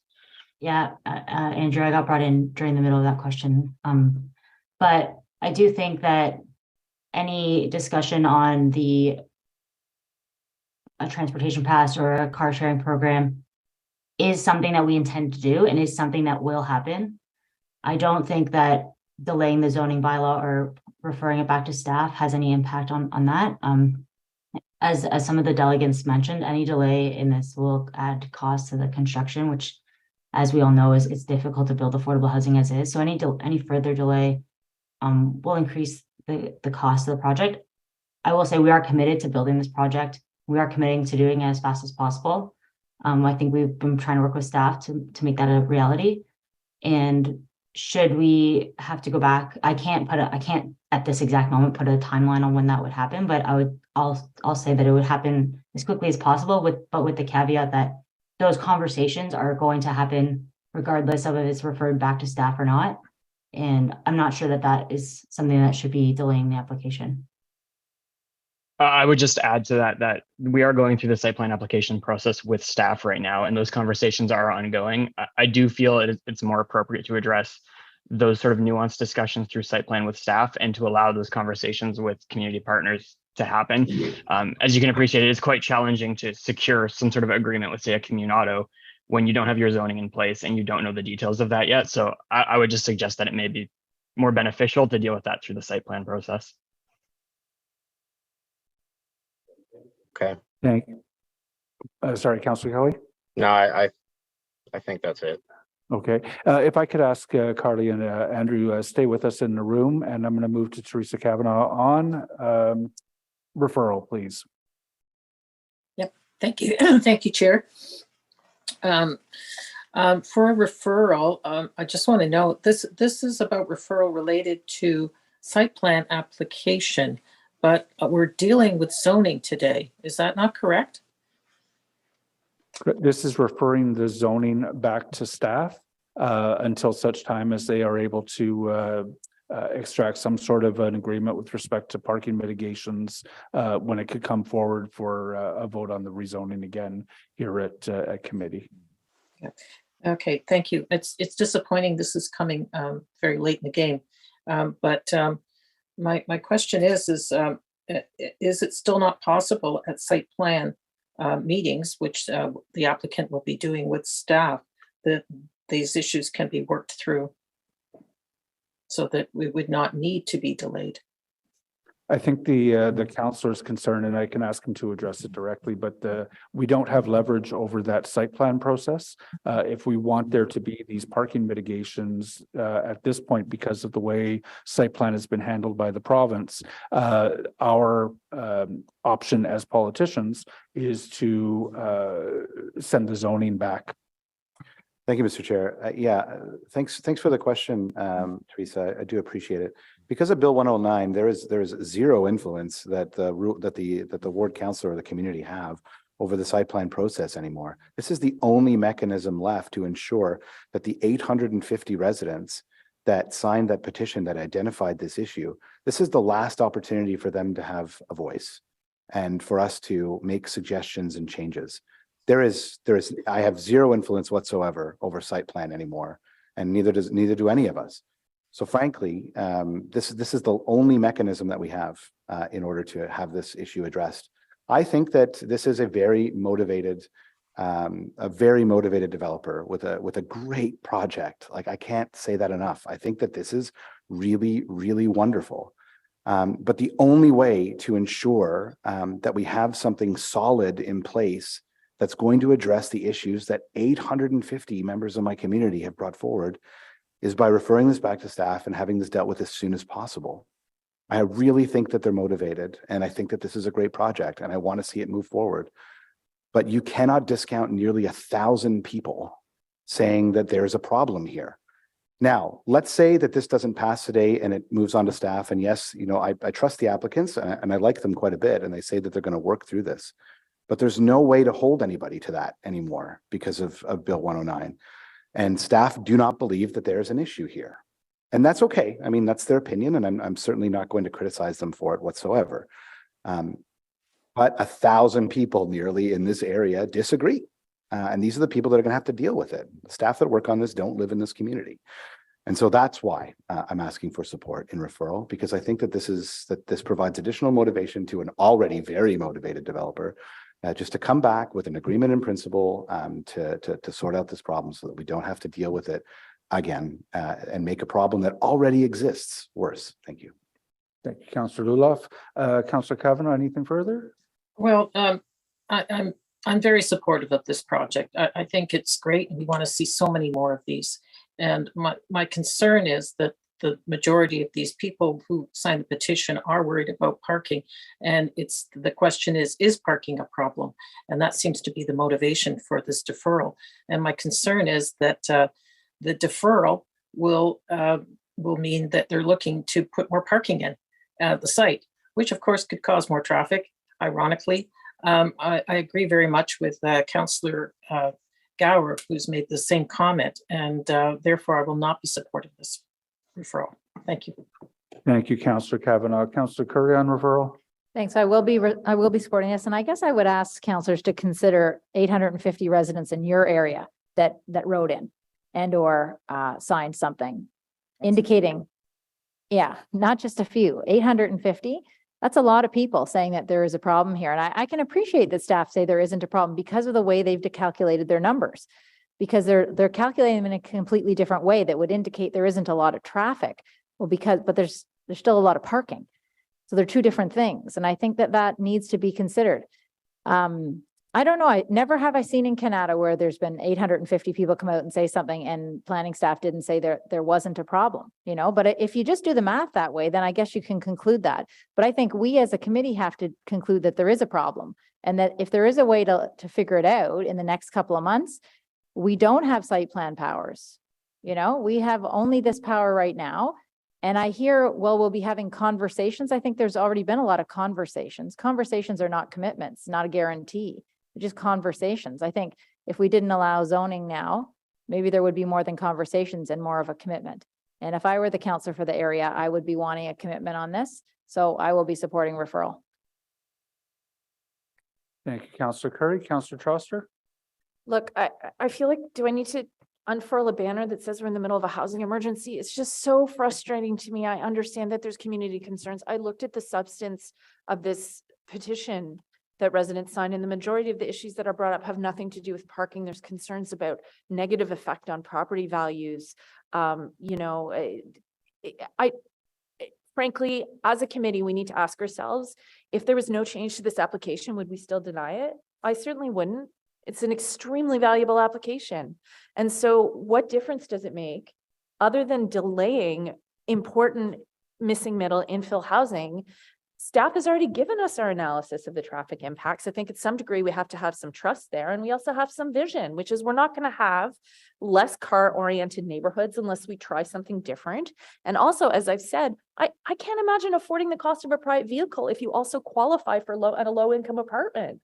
The majority of people who live in low income housing do not own private vehicles. So, you know, I just think this is rather moot. I think it's really problematic.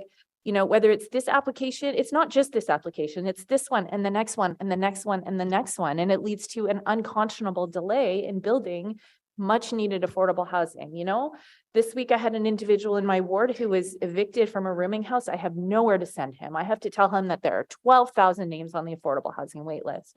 And so in situations like this, where the committee is clearly in support of the project, I don't think delaying it is doing anything other than lip service, because the reality is, even if it came back unchanged, I would find it really hard to believe that we would vote it down based on the lack of 10 parking spaces. So anyway, I know we want to make everyone happy, but I think we also have to make some strategic choices. And those strategic choices are about making sure that people in our community have a place to live. Homes are more important than car storage at the end of the day. And if we just keep going with the same line of thought that you need a car in this community, therefore you can't imagine not having one, it's frustrating to me as someone who lives in a ward that is accepting many residential towers and many developments that absolutely do not have one parking spot per home. I think we need to think bigger, and I think our responsibility is to provide housing to our whole community, and we need to start with this project and just keep going until we knock off that affordable housing wait list. I think anything else is unconscionable. Thank you. Thank you, Councillor Troster. Councillor Johnston on referral. Wow, I don't have the same level of impassioned passion that Councillor Troster had, but I just wanted to draw some I've been listening very closely because with Councillor Curry suggesting that we think about our community, I'm thinking about the Pinecrest Recreational Complex, which is right in the middle of a very similar situation. It's the only ball diamond, or the only recreational facility in Ottawa that has 6 ball diamonds. So when all those ball diamonds are full, we do have an incredible amount of parking problems in College Ward, and it is extremely frustrating for those residents. But I think, when looking at a zoning application, whether or not this site can handle this kind of density, that is the decision before us. And what we've been talking about today, and I can't help but draw parallels to the Navan Road conversation, is that we're trying to help people move around their neighborhoods differently. And we continue to underfund those transportation planning services that help people move around their neighborhoods differently. And so I would appeal to anyone who is interested in the transportation master plan to come in there and help figure this out so that we can help these neighborhoods thrive.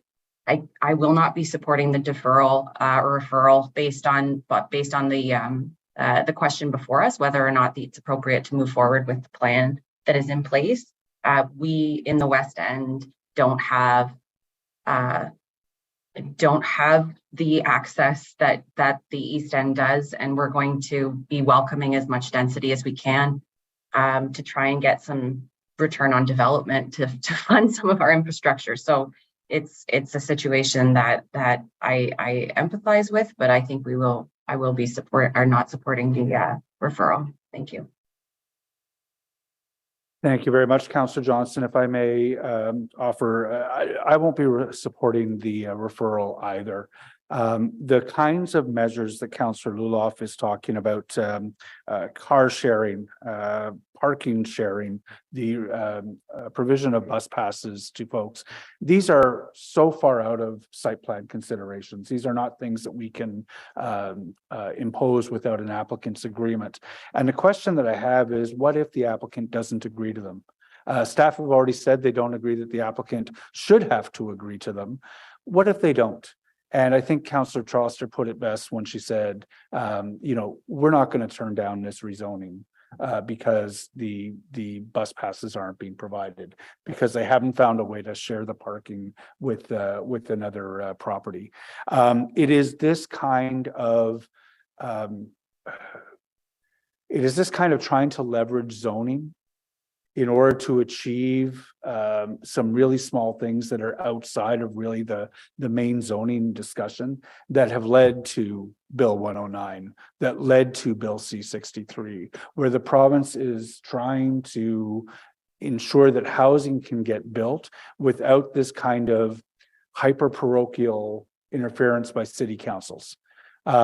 This applicant has a right to have their application considered within statutory deadlines. I don't know where we are on those statutory deadlines. We haven't made them. So this applicant has a right to take this right to the OLT in order to seek a decision. And the OLT is not going to consider whether or not the provision of 20 of these units is without parking. The OLT will be taking a look at all the language in our official plan, and it will probably say, this is exactly the kind of development, the gentle intensification, the gentle shift away from car-centric planning that Ottawa's official plan speaks to. And I don't think it will be a very long hearing at all. And in the meantime, you know, if it did go to hearing, we would have wasted a great project's time and resources. Colleagues, I would encourage folks to vote against referral, vote for the zoning that I think everyone around this table knows is appropriate, and get on with the business of building some much needed housing. Councillor Luloff, if you'd like to wrap up. Thank you very much. I do appreciate those comments, and yes, you know, I agree that, you know, this may not be the proper mechanism, but it is the only mechanism that is left. So it's almost like a chicken and the egg argument between the chair and I, where it's like, I would have been able to work through these issues through site plan if I was allowed to work through these issues at site plan. But because of Bill 109, that doesn't exist anymore. Consider the trust that the people that voted for you place in you. Consider that for a moment, and consider if 850 of them didn't vote for you. Some of you wouldn't be around this table right now. It is so important that we listen to our community when you have nearly 1,000 people come and tell you that there's a problem. Whether or not staff agree, these are the people that live in this neighborhood. And I'm here not as a member of this committee. I'm sure there's quite a few other things that I could have done this morning, but I'm not as a member of this committee, but as a member of my community. And here to represent the 850 people that disagree with staff that this is a major issue. This is the only mechanism that I have left because of Bill 109 to be able to bring this matter to a close, to be able to work on something that nearly 1,000 people believe is a problem. And it's one that I've witnessed myself. I can tell you this is a problem. And today, if we don't refer this back to a very motivated developer, this problem will not get fixed. I promise you that. It won't. It's not, they don't have to, because staff don't believe that it's a problem. And if staff are telling them they're not a problem, why would they spend even a moment trying to fix this problem? And that's not to say that I don't have a great deal of respect for these developers. I do believe that they are operating in good faith. But I think that they would probably rather spend their time moving forward on something that we approve today than dealing with these kind of little issues, as some have called it. This is not a little issue. This is an issue that 850 people believe is a problem, and it needs to be fixed. Thank you. Thank you very much, Councillor Luloff. Seeing no further points on referral, I'll ask for a yeas and nays on referral, please. Councillor Brockington? Referral first, yes. It's on referral, yeah. Yes. Councillor Curry? Yes. Councillor Dudas? Yes. Councillor Johnson? No. Councillor Kavanaugh? No. Councillor Kelly? Yes. Councillor Kitts? Yes. Councillor Lowe? Yes. Councillor Tierney? He indicated he may have to step away from an appointment. Okay. Councillor Troster? No. Councillor DeRuz? Yes. Vice Chair Gower? Nope. And Chair Lieber? No. 7 yeas, 5 nays. Okay, so that carries with the referral back to staff.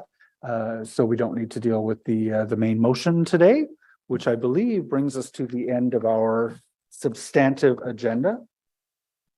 I'll try to find the helpful coordinator's notes here. So there are no in-camera items. There was an information previously distributed on cash in lieu of parkland. Yeah. Was there 4.9? Is that a hot mic? Shoot, I'm sorry. We also held the official plan implementation.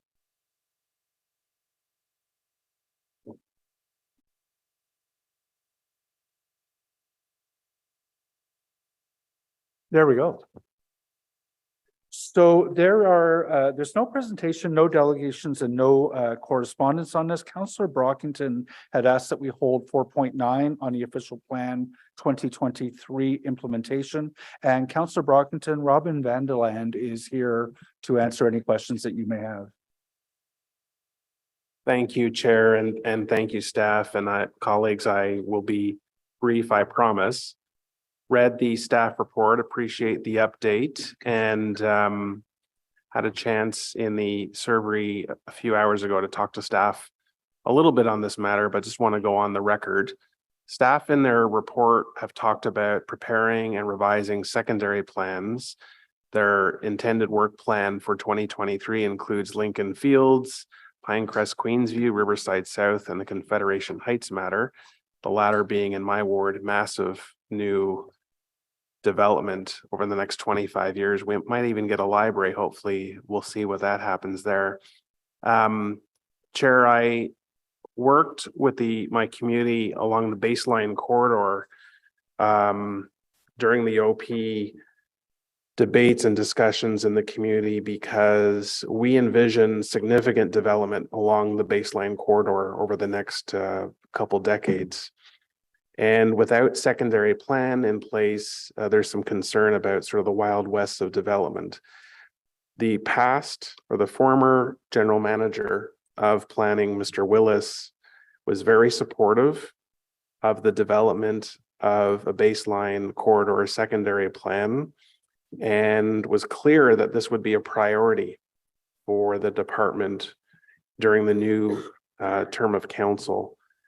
So my question to staff is, knowing that the work plan will be coming later this calendar year, and that was confirmed at our last planning and housing meeting by a question from myself, is the baseline corridor secondary plan still a priority, a top priority for the planning department? Does the department recognize the concerns that have been expressed by basically 4 main wards along the corridor? And can you give any sense of when we'll be tackling or starting the baseline corridor secondary plan? Thank you. So, Mr. Chair, in terms of the priorities for those secondary plans that will be identified in that spring report, I think it's premature to make any commitments on which plans will have a priority and certain timelines. So that will come forward in that report.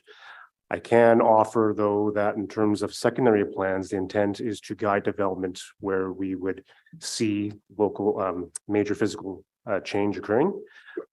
So if that is a conditional on baseline, that would certainly be in consideration for a priority. So, Mr. Chair, thank you for that.